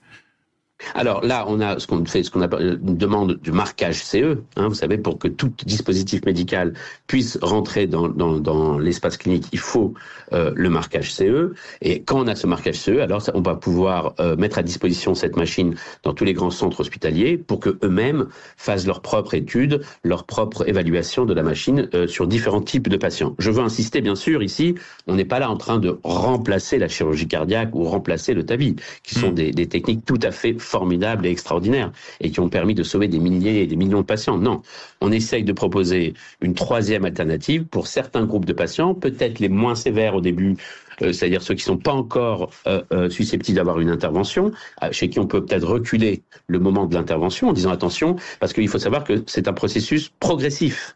Et donc les gens ont parfois un rétrécissement qui est au début modéré, puis moyen, et puis devient sévère. Or, l'intervention de chirurgie, pour l'instant, ou de TAVI, n'est que pour les patients sévères. Et donc l'idée, ce serait peut-être, et d'ailleurs on a une étude qui va commencer, sur ces patients moins sévères. Et donc d'aller mettre des ultrasons pour peut-être éviter qu'ils deviennent sévères ou reculer le temps qu'ils deviennent sévères pour éviter ou pour reculer la date de l'intervention, qui est une intervention risquée, et qui en plus, la plupart du temps maintenant, est mis avec ce qu'on appelle une bioprothèse, dont la durée de vie est de 10-15 ans. Donc, si on peut reculer un peu ce moment de l'intervention, ça aura un avantage pour le patient. Et effectivement, comme vous l'avez dit, d'ailleurs, tous les patients actuels qu'on a fait, c'était des patients sévères, mais qui étaient contre-indiqués ou qui étaient non recommandés à la chirurgie et au TAVI, et donc qui n'avaient plus aucune alternative thérapeutique. Une dernière question, Emmanuel Messas et Mathieu Pernaut. Est-ce que vous êtes déjà en train de travailler tous les deux sur des ultrasons qui pourraient potentiellement améliorer la vie de centaines de milliers, voire de millions de personnes qui sont peut-être atteints par des troubles comme celui dont on est en train de parler, de la sténose aortique, c'est-à-dire où les ultrasons pourraient apporter vraiment une phase révolutionnaire dans la médecine? Oui, tout à fait. Alors cette technologie, elle a de nombreuses applications, et donc avec Emmanuel et CardioWave, on est en train de travailler sur une autre indication, qui est le traitement des thromboses veineuses profondes, dans lesquelles, vous savez, on a un problème de caillot sanguin qui vient boucher une veine. Et aujourd'hui, très peu de méthodes qui permettent vraiment de traiter cette maladie. Et on est en train d'évaluer cette technologie pour aller recanaliser, en fait déboucher en fait la veine de manière complètement non invasive, sans avoir à ouvrir ou à intervenir de façon invasive. Et donc, c'est des travaux qui sont très prometteurs et qui sont bien avancés. Et on espère pouvoir faire une première preuve de concept sur l'homme, pour ensuite développer cette nouvelle technologie et la disséminer en clinique. Extraordinaire. Merci beaucoup, professeur Emmanuel Messas, chef du service de médecine vasculaire à l'hôpital européen Georges Pompidou, cofondateur de CardiaWaves, et Mathieu Pernaut, physicien, cofondateur également de CardiaWaves. Merci à tous les deux d'avoir mis vos talents et votre intelligence au service de ces ultrasons qui demain pourront réparer les cœurs. Merci beaucoup d'avoir été avec nous. Avant de rejoindre Marc Toiti, l'économiste, pour faire le bilan et des annonces, on va essayer de faire un peu les voyants. Écoutez, branchez-vous, je vous en supplie, sur l'application Sud Radio ou sur le site internet de Sud Radio, parce que Marc Toiti a le plus beau t-shirt du monde. France, dit-il, ce n'est pas sérieux. Comme ça, vous avez le ton de la conversation qui va suivre pendant une demi-heure. Mais juste avant ça, mon cher Joseph, vous avez eu un problème de parking. On a tenté de vous retenir en otage, ce qui est quand même totalement scandaleux. Effectivement, ça arrive. Ça arrive. Avec vous, chaque jour après-midi, on fait le tour du tour avec vos 3 mots. Et aujourd'hui, les 3 mots, c'est repos, prime et français. Repos. Oui, exactement. Alors repos tout d'abord, parce que les coureurs du Tour de France sont actuellement au repos aujourd'hui. Alors 10 jours bien remplis. Habituellement, ce jour de repos, il est placé le lundi, mais fête nationale oblige. Ils ont roulé hier et c'est aujourd'hui qu'ils peuvent un peu se reposer. Et savez-vous ce que fait un coureur du Tour de France quand il est au repos? Je ne veux pas savoir la réponse, mais dites-moi. Il roule. Il roule. Voilà. Il part rouler aussi. Sportif. Exactement. Exactement. Le deuxième mot, mon cher Joseph, c'est le mot prime. Ouais, prime, parce qu'il y en a un certain nombre de distribués pendant le Tour de France. Il y a quand même une question d'argent dans tout ça, bien évidemment. C'est du cyclisme professionnel. Et comme il est de coutume lors des journées de repos, ASO, l'organisateur du Tour de France, a dévoilé les bilans de ces primes qui ont été distribuées. 50 000 € pour UAE. Alors, c'est l'équipe de Tadej Pogacar, le leader du classement général, qui a déjà gagné 2 étapes et terminé deuxième de 2 fois de 2 étapes. 47 000 € pour la Team Visma de Jonas Vingegaard. Première équipe française, la Groupama FDJ, 10 000 € environ. On rappelle que c'est 11 000 € pour une victoire d'étape, 5 500 € pour la deuxième et 2 800 € pour la troisième place. Il y a 400 000 € de primes qui ont été distribuées en tout pour commencer. Ça commence à faire un peu d'argent de poche. Un petit peu, et on termine par le mot français, Joseph. Ouais, français, car on peut faire le bilan après 10 jours de course et on peut dire que le bilan il est plutôt mitigé, Maxime. Aucune victoire d'étape hier, ils étaient 8 dans l'échappée, personne ne l'a emporté. On a Lenny Martinez qui a fait un joli numéro, qui a terminé 8e en s'arrachant. Il a quand même le maillot à poids sur les épaules, mais le truc c'est que ça va être quand même assez compliqué de le conserver, ce maillot à poids. Il va en faire un objectif, mais Tadej Pogacar arrive et sans le vouloir, il va peut-être l'avoir. Kevin Vauquelin en plus a perdu sa 3e place au classement général, il a un peu dégringolé et malheureusement ça devrait continuer pour lui à sortir du top 10, en tout cas à rester dans le top 10, ça va être compliqué. Tout le monde fait de son mieux, on va pas se mentir, personne n'est vraiment à blâmer là-dedans, mais personne malheureusement n'est assez fort pour gagner. Bref, c'est pas un mauvais début de Tour de France, mais c'est pas non plus un très bon début de Tour de France. On pourrait terminer ce Tour de France en faisant la grimace. On va croiser les doigts, les encourager sur le bord des routes et devant la télévision, en commençant par demain notamment avec l'étape du côté de Toulouse. Et vos pronos, comme d'habitude pour terminer, Joseph? Ouais, alors malheureusement, je vais pas mentir, ça, j'ai pas tapé dedans dans le mille hier, mais on va dire que c'était pas loin parce que j'ai mis une échappée victorieuse, ça a été le cas, mais pas avec le bon parce que c'est Simones qui a gagné. J'avais dit Lenny Martinez qui a terminé finalement 8e. Ça arrive à des gens. Très bien, merci beaucoup, Joseph, et faites attention à ces parkings ravageurs qui veulent kidnapper ces salariés. C'est scandaleux. Merci, on vous retrouve comme d'habitude après midi pour le tour du tour. Dans quelques instants, le camarade Marc Toiti, que vous avez l'habitude d'entendre sur cette antenne, vous connaissez son franc-parler, son expertise. Il va nous dire si oui ou non le gouvernement, l'État et donc François Bayrou, qui parle à partir de 16h pour annoncer la piste des 40 milliards d'économies, va dans la bonne direction ou au contraire s'il faut faire marche arrière tout de suite, parce que non, le redressement du navire France n'est pas pour tout de suite. Marc Toiti dans quelques instants sur Sud Radio. À tout de suite. Sud Radio. Sud Radio. Parlons vrai. Parlons vrai. Sud Radio. Parlons vrai. Sud Radio, les débats de l'été, 10h-13h, Maxime Liédo. Et on va se retrouver pour une conversation pendant plus d'une demi-heure avec l'ami Marc Toiti, que vous connaissez bien sur Sud Radio. Bonjour Marc. Bonjour, cher Maxime. Oui, je mets quand même ma veste parce que bon, être en t-shirt, voilà. Non, mais vous étiez parfait en t-shirt. Surtout que je recommande à tous ceux qui nous écoutent également de venir nous regarder sur la chaîne YouTube de Sud Radio ou sur l'application, parce qu'il y a un magnifique t-shirt qui vraiment, je pense que si on le met en vente, mon cher Marc, je vous assure qu'on trouve les 40 milliards. Ah, il l'est, mais on va trouver les 40 milliards tout de suite. En fait, si vous voulez. Pour tout vous dire, en fait, il y a depuis quelques temps, je dis toujours par rapport à la politique de la France, ce n'est vraiment pas sérieux. Et donc, sur ma chaîne YouTube, il y a pas mal d'abonnés qui m'ont dit, mais vous dites toujours cette phrase, vous devriez faire un t-shirt. Donc, je les ai écoutés. Voilà, donc voilà, Marc Toiti. Mais Marc, je vais me le prendre, je vais participer. Je vais participer à la réduction de déficit de la France, je vais le prendre et je viendrai avant la fin de ce 10-13, avant la fin de l'été, avec ce t-shirt ici. Je rappelle... c'est une excellente nouvelle. Mais bien sûr, mais ce sera fait, vous aurez la photo, mon cher Marc, vous aurez la photo. J'espère, bien sûr, je vous l'amènerai. Puis sinon, il est sur marctoiti.com. Parfait, voilà, mais non seulement il est très bon économiste, mais en plus il est parfait vendeur. Je rappelle que vous êtes conseiller économique eToro et que vous l'avez dit, on vous retrouve non seulement très régulièrement sur cette antenne, mais aussi sur votre chaîne YouTube Marc Toiti. Écoutez, on avait envie de dialoguer avec vous, Marc, parce que depuis 3 jours, on a bien compris qu'il y avait énormément d'efforts. Il y a les fameux 40 milliards d'euros d'économies à trouver, avec cet objectif quand même derrière de ramener le déficit à 4,6% de la France. D'abord, d'un mot, il y a une petite musique qui monte et dont on a beaucoup parlé ici sur Sud Radio. Les 2 premières, en tout cas, ce serait d'abord de supprimer un jour férié. Est-ce que ça peut avoir vos faveurs? Parce que, après tout, vous le dites souvent, la France en plus ne bosse pas assez. Est-ce que la suppression d'un jour férié, ça va dans le bon sens, Marc? Non, écoutez, on nous a fait le même coup avec le lundi de Pentecôte, donc ça ramène plusieurs milliards d'euros par an, à peu près 3-4 milliards soi-disant. Hein. Mais ils sont où ces milliards? Parce que quand on voit la dette qui explose, non, encore une fois, ce n'est pas sérieux. C'est-à-dire que 3,5 milliards le lundi de Pentecôte, vous le disiez, en théorie. Mais il faut changer de logiciel. Là, on est en train de grappiller des petits milliards à droite, à gauche, et malheureusement, c'est encore les Français qui vont payer. Moi, je dis non. Ce n'est pas aux Français à se serrer la ceinture. Aujourd'hui, c'est les pouvoirs publics qui doivent réduire et se serrer la ceinture, réduire leurs dépenses, notamment de fonctionnement. Maxime, c'est tout à fait scandaleux. Regardez bien, depuis 2021, les dépenses de fonctionnement, je dis bien le fonctionnement de la puissance publique, ont augmenté de 22%. Ça veut dire 95 milliards d'euros d'augmentation.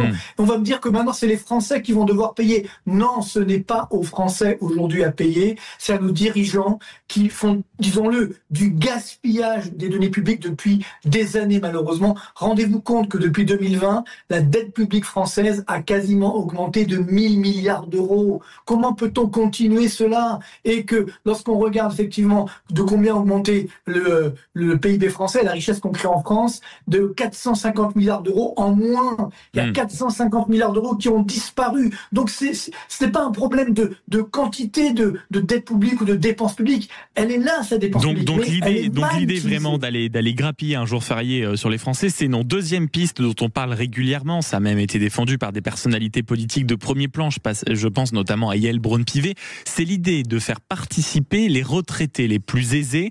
Est-ce que ça, c'est une piste vers laquelle nous devons aller? Je vous vois déjà soupirer, Marc, ça va pas. Non, mais encore une fois, c'est le même problème, c'est-à-dire que la retraite, comment ça marche? On sait très bien que la retraite par répartition, c'est une sorte de système Madoff, si vous voulez, à l'échelle de la France. C'est-à-dire c'est système Ponzi, ça veut dire que c'est les nouveaux arrivants qui payent pour les anciens. Donc tant qu'il y a assez d'actifs pour payer les retraités, il n'y a pas de problème, ça marche. Aujourd'hui, ça il faut le dire, le système de retraite du privé, il est encore à l'équilibre. Plus pour très longtemps, mais il est encore à l'équilibre.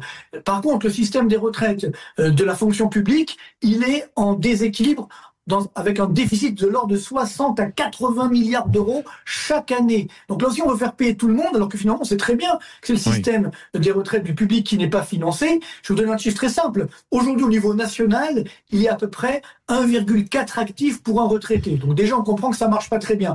Mais au niveau de la fonction publique, il y a plus de 1 retraité pour un actif. Il y a plus de retraités que d'actifs. Donc évidemment, comment vous voulez financer ça? Ce n'est pas possible. Donc c'est là encore une fois, excusez-moi l'expression, on nous prend pour des idiots, on prend les Français pour des naïfs. Et c'est vrai que on a alimenté pendant des années l'inculture économique. Alors c'est ce qu'on essaye de changer, notamment sur Sud Radio, sur ma chaîne YouTube, et ça fonctionne parce que les Français ils veulent savoir. Il n'y a pas de raison que, vous savez, tous les pays dans le monde, et notamment en Europe, ont compris qu'il fallait repenser, réformer la dépense publique. Vous parliez. Et nous, on continue à dire non, on fait rien, il faut augmenter les impôts, il faut que les Français se serrent la ceinture. Attendez, non, on n'a pas compris le changement. Changer de logiciel. Mais Marc Toiti, je rappelle, vous êtes économiste, conseiller économique Itoro. En effet, vous avez une chaîne YouTube qui est vraiment une référence quand on veut comprendre tous les enjeux que vous évoquez avec nous régulièrement. Il y a quand même un sujet qui était, rappelez-vous, on nous avait dit oui, bien sûr, on va demander aux Français de se serrer la ceinture à un moment pour participer à cet effort de redressement des comptes publics, mais surtout, on va demander à tous les ministères de tailler un peu dans le gras, de revoir les dépenses. Et là, bizarrement, on n'en entend plus trop parler. Est-ce que ça, vous pensez quand même que c'est possible? On en est où de cette histoire? Bien sûr, c'est possible. Mais Maxime, regardez, quand on vous dit, par exemple, on vous dit l'année blanche, ça veut dire quoi? Ça veut dire que... Oui, j'allais y venir après l'année blanche. Voilà. Non, mais c'est-à-dire, on nous dit, 40 milliards d'euros d'économie. En fait, attention, c'est pas une baisse des dépenses, c'est une moindre hausse. Ça veut dire que ça aurait dû augmenter de 60 milliards, ça va augmenter de 20 milliards. Donc, mais ça augmente quand même. Donc c'est ça qui est dramatique. Il n'y a jamais eu en France de baisse des dépenses publiques. Jamais. Pas une seule année depuis qu'on a des statistiques depuis la Seconde Guerre mondiale. Chiffre de l'INSEE encore une fois. Il n'y a aucune volonté politique de le faire. Et parallèlement, je vais vous donner un autre chiffre très intéressant. Ce qu'on appelle les ODAC. Vous savez, les organismes d'administration centrale. Il y en a 700 en France. 700. Et ça sert à quoi? Ça coûte combien? 150 milliards d'euros par an. À quoi ça sert ces fameux ODAC, Marc? À quoi ça sert? C'est ça le problème. C'est qu'on peut supprimer au moins la moitié et vous ne verrez rien. Il n'y aura aucune conséquence sur notre quotidien. Mais on continue comme ça, on dit non, mais voyez, alors là, on dit, c'est pour ne pas augmenter le chômage, etc. Non, mais attendez, là aussi, on s'est fait avoir, parce que depuis Sarkozy, on nous a dit, on ne remplacera pas un fonctionnaire sur 2 ou sur 3 qui part à la retraite. Non seulement on les a augmentés, mais en plus, on les a remplacés, en plus, on a augmenté le nombre d'agents de la fonction publique. Vous savez que depuis 1997, le nombre d'agents de la fonction publique a augmenté de 22%, plus d'1 million de personnes. Aujourd'hui, il y a 6,1 million d'agents de la fonction publique. Il en faut, attention, c'est important. Moi, mon père était fonctionnaire, ma sœur est fonctionnaire. Il en faut, donc bien entendu, on a besoin de la fonction publique. Mais encore une fois, quand on voit que ça a augmenté de 22%, alors que la population française, sur la même période, a augmenté de 14%, c'est pas possible. Là aussi, on se dit, où va l'argent? C'est-à-dire que, encore une fois, l'argent est là, mais vous savez, il y a aussi un grand danger, c'est le consentement à l'impôt. C'est-à-dire qu'aujourd'hui, et d'ailleurs, on en a parlé sur cette antenne avec le fameux mouvement Nicolas Quipé. On l'a vu aussi avec cette étude de l'INSEE. Alors une fois c'est les logements qui sont sous-occupés, une fois c'est les piscines qu'on veut réduire. C'est-à-dire qu'au bout d'un moment les Français payent, mais ils ont quand même le réflexe de se dire mais où va notre pognon? C'est ça. Vous savez, nous sommes numéro 1 du monde des dépenses publiques par rapport au PIB, par rapport à la richesse, et numéro 1 du monde également de ce qu'on appelle les prélèvements obligatoires, c'est-à-dire les impôts et les taxes. Il n'y a pas un pays qui fait pire que nous. Et on nous dit, mais non, il faut encore augmenter les impôts, il faut encore que les Français se mettent la main au portefeuille. Mais attendez, c'est inadmissible. Encore une fois, tous les pays ont fait l'inverse. Tous les pays ont réduit la dépense publique, ont réduit les impôts. Et regardez, on parlait de l'Italie. Les Français se moquaient des Italiens jusqu'à notre président il y a encore quelques temps. Et vous voyez qu'aujourd'hui, l'Italie, elle a réduit son PIB par habitant, meilleur compte public.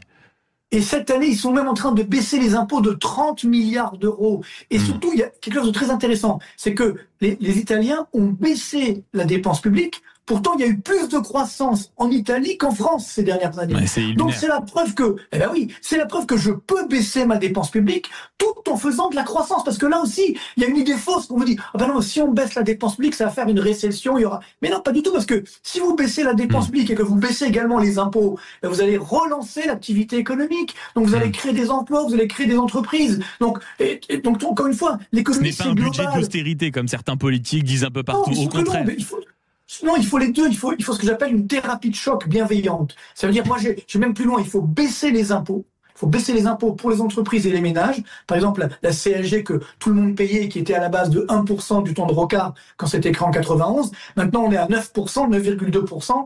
Et sur l'épargne, on est à plus de 17%. Donc, vous voyez, ça n'arrête pas d'augmenter. Puis pour toujours dire qu'on a toujours ce déficit public qui augmente, cette dette sociale qui augmente, cette dette publique qui explose. Vous savez, Maxime, quelque chose de très important qui se passe depuis quelques jours. On n'en parle pas parce que c'est vrai que c'est un petit peu financier, ça se passe sur les marchés, mais c'est très important ce qui se passe. Les taux d'intérêt de la dette publique française sont en train d'augmenter. Oui, et c'est les plus élevés de la zone euro. Exactement. Devant même les taux italiens sur le taux d'intérêt à 5 ans. Et ça, c'est très dangereux. Ça veut dire que, ça y est, les investisseurs ont compris. Nous ne sommes plus sérieux. Nous ne l'avons d'ailleurs jamais été, mais jusqu'à présent, il y avait effectivement certains investisseurs qui y croyaient, se disaient, bon, la BCE, elle aidera, etc. Il y a également des investisseurs, parce que vous savez, ça aussi, il y a quand même une omerta assez incroyable. C'est que moi, ça fait 30 ans que je fais ce métier. Et jusqu'à une dizaine d'années, on avait le détail de tous les détenteurs de la dette publique française. On savait qui détenait. Alors, on savait mais là, on sait qu'il y en a 52% qui sont détenus par des étrangers, par des fonds étrangers. Voilà. Mais avant, on avait le détail des étrangers. Et là, c'est plus le cas. On l'a plus.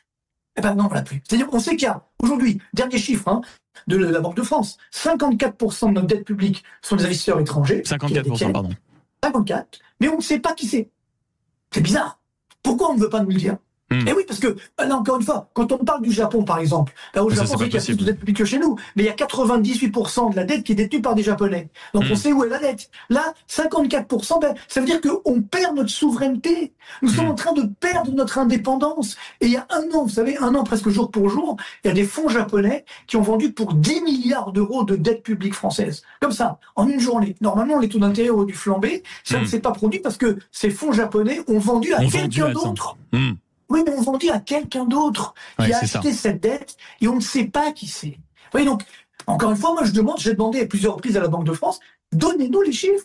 Les Français ont le droit de savoir qui détient notre dette publique, qui sont les étrangers, les fonds étrangers qui détiennent notre dette publique. Et peut-être que là, on comprendra également certaines mesures prises par nos dirigeants, vous comprenez ? Donc, voilà, moi j'appelle aujourd'hui, je pense qu'il faut changer de logiciel. Une thérapie de choc avec bienveillance, on vous a compris, mais pour reprendre une de vos formules, tout ce que vous venez de nous dire au fond, Marc, ce n'est pas très sérieux. On revient dans quelques instants sur Sud Radio avec Marc Toiti, économiste, conseiller économique Itoro, propriétaire de cette formidable chaîne YouTube qu'on vante régulièrement ici sur Sud Radio pour comprendre les enjeux économiques. On essaye de comprendre le traitement de choc ou pas, d'ailleurs, que va essayer de nous infliger François Bayrou pour nous faire croire qu'il faut les 40 milliards pour redresser le bateau France. On continue la conversation dans quelques instants sur Sud Radio. À tout de suite. Sud Radio, c'est votre opinion qui compte. Sud Radio, les débats de l'été, 10h-13h, Maxime Liédo. Vous êtes toujours sur Sud Radio en direct encore pendant près d'une dizaine de minutes. On est avec Marc Toiti, économiste, conseiller économique Itoro, et vous pouvez le retrouver régulièrement aussi sur sa chaîne YouTube. On faisait le tour des pistes que pourrait explorer l'État pour trouver le Graal, à savoir les 40 milliards d'économies pour remettre le pays d'aplomb. Il y a aussi quand même un autre sujet qui est très concernant, Marc, c'est le coup de rabot sur les dons aux associations. On a vu cette idée naître, on ne sait pas d'où elle vient. Est-ce que ça aurait une efficacité ? On a quand même l'impression, quand on regarde cette mesure de loin, que c'est contre tout bon sens. C'est-à-dire qu'on empêche les gens de donner à des associations qui, parfois font le boulot de l'État, et en plus, on veut limiter ceux qui ont de l'argent, qui en donnent en échange, on va dire, de quelques cadeaux fiscaux. C'est du n'importe quoi, ou c'est quand même quelque chose qu'on doit étudier, ça aussi ? Non, mais écoutez, c'est comme si on voulait vider un lac avec une petite cuillère. Non, mais attendez, ce n'est pas sérieux, encore une fois. Comment on peut en arriver là ? C'est ça, moi, qui m'inquiète. C'est quand même des dirigeants de la France. C'est quand même si on s'est déclassé depuis quelques années, on a quand même une grande puissance. Vous voyez ce que je veux dire ? Mais non, on avance des petits trucs comme ça, des petits points. Non, il faut repenser complètement notre modèle d'impôt. Il faut un grand soir fiscal. Repenser complètement les impôts. Vous savez que nous avons l'imposition la plus élevée, mais également la plus complexe du monde. Oui, donc, on l'a vu, Marc, on l'a vu avec ce rapport sénatorial sur les aides aux entreprises, 211 milliards, 2252 dispositifs. Mais là aussi, c'est le problème, c'est que, alors, on est ici ou là, mais derrière, on voit bien que malheureusement, aujourd'hui, on a des records historiques de faillites d'entreprises. Donc, malgré ces aides, ça ne suffit pas, parce que justement, si vous baissez massivement la pression fiscale sur les entreprises, sur les ménages, à ce moment-là, nos entreprises, elles n'auront pas besoin d'aide. Pourquoi on a des aides ? Pourquoi on a des aides, des niches fiscales ? Parce que justement, il y a tellement d'impôts qu'on se dit, les pouvoirs publics se disent, bon, là, peut-être on a été un petit peu loin, on va essayer d'aider. Mais s'il n'y avait pas tout cela, on pourrait effectivement s'en sortir. On pourrait avoir une économie florissante. Encore une fois, je n'invente rien. Tous les pays européens l'ont fait ces dernières années. Ils ont réduit l'imposition sur les entreprises, sur les ménages, et ça a fonctionné. Oui, mais Marc... Le problème que nous avons en France, c'est qu'il n'y a pas de volonté. C'est même pas du courage. C'est juste la volonté. Excusez-moi, Marc. Au moment où on se parle, regardez, Marc Toiti, au moment où on se parle, les syndicats de chauffeurs de taxi annoncent une mobilisation nationale et reconductible à compter du 5 septembre. Donc, vous voyez, on veut faire une économie sur un abus de transport. Les taxis se manifestent. On dit qu'on veut supprimer un jour férié parce qu'il faut un effort. Ah non, c'est surtout pas possible. On dit qu'on veut taxer les retraités les plus aisés. C'est pas possible. C'est-à-dire que si personne veut faire un effort, en fait, on va jamais y arriver dans ce pays. Non, mais je vous l'ai dit. C'est-à-dire que le vrai enjeu, il est d'abord que les dirigeants français, les ministères, les ODAC, les organismes de direction du public au sens large, tout ça, c'est à eux à faire d'abord des efforts. Si eux, ils montrent l'exemple, eh bien, nous, effectivement, les Français, on fait déjà des efforts depuis 40 ans. On continuera. Mais il n'y a aucun exemple qui est montré. Vous comprenez? Alors même si c'est des symboles, mais pourquoi avoir autant de ministres? Pourquoi avoir autant de secrétaires d'État? 15 ministres, ça suffit. Pour avoir une telle Assemblée nationale, un tel Sénat, etc. C'est énorme. Ce sont des frais énormes, le Conseil économique et social, des frais énormes qui ne servent à rien. Pourquoi tout ça? Vous comprenez? Donc c'est là où ça colle pas. Donc moi je pense que si, c'est pourquoi je vous dis, là le problème que nous avons, et c'est vrai que c'est compliqué pour François Bayrou parce qu'il n'a pas de majorité. Donc c'est sûr qu'il peut pas faire de. Il faut être honnête. Après c'est pas le mouvement qui l'a caractérisé durant toute sa carrière politique non plus. Non, mais le budget, il en a fait au début parce qu'il fallait bien justement faire avancer un petit peu la France. Ouais. Mais là, il n'y aura pas de budget, c'est évident. Je vous donne un exemple très simple. Là, on nous dit qu'on va avoir à peu près 0,6-0,7% de croissance. En fait, dans le meilleur des cas, on aura 0,4. Si on a 0,4% de croissance, déjà, vous perdez 10 à 20 milliards d'euros de recettes fiscales et donc d'augmentation du déficit. Donc, vous voyez, les 40 milliards, ils sont déjà caducs. Autre exemple, tout à l'heure, je parlais de l'augmentation des taux d'intérêt. Cette année, la charge d'intérêt de la dette, ça va nous coûter 70 milliards d'euros, juste pour payer les intérêts de la dette complètement fichus en l'air. L'an prochain, ça va coûter 100 milliards d'euros. Vous voyez, pour tous les économistes de salon, etc., ou même les politiques, mais ça, d'ailleurs, on peut comprendre, qui disaient « Ah non, mais la dette publique, on s'en fiche, ça ne coûte rien. » Vous vous rendez compte? En 15 ans, juste la charge d'intérêt de la dette, ça va nous coûter 1000 milliards d'euros. Vous vous rendez compte ce qu'on fait avec 1000 milliards d'euros en termes on fait 2-3 choses quand même. D'hôpitaux, etc. Là non, c'est jeté par la fenêtre à cause justement des dirigeants qui ont fait du gaspillage, qui ont augmenté n'importe comment la dépense publique. Donc c'est ça qui est extrêmement dangereux. Encore une fois, pourquoi nous avons des dirigeants? Pour qu'ils fassent du boulot sérieux. Et moi je le dis aujourd'hui, c'est à eux effectivement à montrer l'exemple. Et c'est pourquoi, là, si vous faites ce qu'on continue de faire depuis 40 ans, encore une fois, moi ça fait 30 ans que je fais ce métier, j'ai vu tous les dirigeants français depuis 30 ans. Je vais toujours la même réponse. Ah mais non, mais soit si on baisse la dépense publique, il va y avoir des grèves, il va y avoir ci, il va y avoir là. Mais finalement, on a augmenté la dépense, puis il y a quand même des grèves, il y a quand même des manifestations, il y a quand même des blocages. Donc, vous voyez qu'à un moment, il faut dire stop. Parce que sinon, si on ne le fait pas, à un moment, on va avoir le scénario grec. Et c'est sur ça que j'allais vous interroger. On a eu quand même la ministre des Comptes publics, Amélie de Montchalin, qui expliquait dans le JDD il y a près d'un mois, 1, les comptes n'y sont pas pour les ministères, 2, au bout d'un moment, on va quand même se retrouver avec le FMI à nos portes, qui vont faire bonjour monsieur, vous rappelez le taux d'intérêt des dettes de la France. Le FMI, est-ce qu'on doit considérer ça comme une menace sérieuse? Beaucoup disent non, et pas du tout, ça c'est le chiffon rouge qu'on agite pour faire peur. En réalité, c'est pour faire passer un budget d'austérité. Vous savez, c'est pas compliqué. La dette publique, la dette au sens large, ça fonctionne si elle est soutenable. Ça veut dire si effectivement les investisseurs veulent continuer à nous prêter de l'argent. Là, on voit que les taux d'intérêt commencent à augmenter. Si ça dérape, parce que ça va déraper, à ce moment-là, comment va-t-on? Vous savez qu'aujourd'hui, juste pour payer les intérêts de la dette, il faut encore s'endetter. C'est comme si vous c'est le cercle infernal. C'est un cercle pernicieux dramatique, c'est un effet boule de neige. Donc, moi, ce qui est fou, c'est que quand je disais justement, ici même, sur votre antenne, il y a quelques mois, si on continue à avoir le FMI, on me disait, on va être complotiste. Et maintenant, c'est la ministre des Comptes publics elle-même qui est-ce que c'est crédible? Franchement, une puissance comme la France pourrait aller dans 6-7 mois peut-être, si le budget ne passe pas, un moment, voir le FMI qui dit, on va vous mettre sous tutelle, les cocos. Je vais vous raconter une anecdote qui m'est arrivée personnellement. Donc, au début de la crise grecque, en 2010, moi, j'allais faire des conférences là-bas en Grèce, etc. Bref, j'avais des clients encore à l'époque là-bas en Grèce. Et il y avait les officiels grecs qui disaient, attendez, arrêtez de nous faire peur. On n'est pas l'Argentine, nous, on est la Grèce, on n'est pas l'Argentine. Puis on a vu comment ça s'est terminé. Et maintenant, on nous fait le même coup. Attendez, nous, on est la France, on n'est pas la Grèce. Non, il faut bien prendre conscience que quand, et moi je les connais bien, ça fait 30 ans que je les pratique, quand les marchés justement ne veulent plus vous prêter, ils ont plus confiance en vous. Mais vous parliez du modèle argentin, Marc. Vous parliez du... Il y aura et le FMI et la BCE. Il y aura d'abord la Banque centrale européenne qui va essayer de nous aider, mais là aussi, les Européens, est-ce qu'ils vont accepter? Parce que aujourd'hui, il n'y a qu'un seul pays qui fait autant de dérapage public. Un seul, c'est nous. Donc tous les autres pays européens, il faut dire, attendez les gars, les Italiens, les Allemands, les Anglais, pas les Anglais, ils ne sont pas chez nous, mais je veux dire les Irlandais, les Portugais, ils vont dire, attendez, mais nous, ça fait des années qu'on fait des efforts, et vous, parce que vous êtes Français, eh ben on va encore vous financer. Vous voyez, donc c'est ça qui ne marche plus. On a pris des risques énormes, même au sein en termes de cohésion de l'Union européenne, et c'est là où, bien entendu, et je veux quand même, il faut savoir ce qui s'est passé, parce que les gens ils se disent, bon, le FMI ne se rendent pas compte ce que c'est. Quand le FMI est arrivé justement en Grèce, avec la Banque centrale européenne, eh bien, le PIB grec, en quelques années, a chuté de 30%. Hors inflation.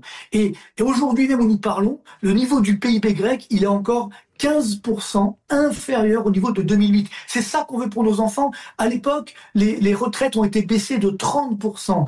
Les salaires des fonctionnaires également de 20%. C'est ça que nous voulons pour l'avenir. Mais c'est sûr que si on ne dit pas la réalité aux Français, ça finira par arriver. Mais moi je pense, pour vous dire mon scénario, le budget, bon, il va pas passer, il y aura une motion de censure, c'est inévitable, bien entendu.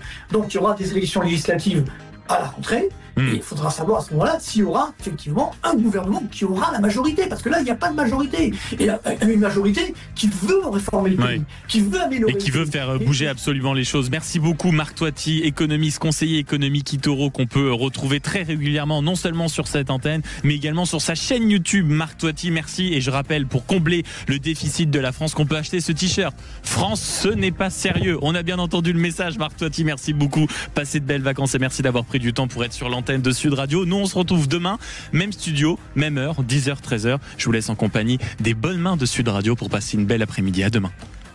Sud Radio. Sud Radio, parlons vrai. Parlons vrai. Sud Radio. Parlons vrai.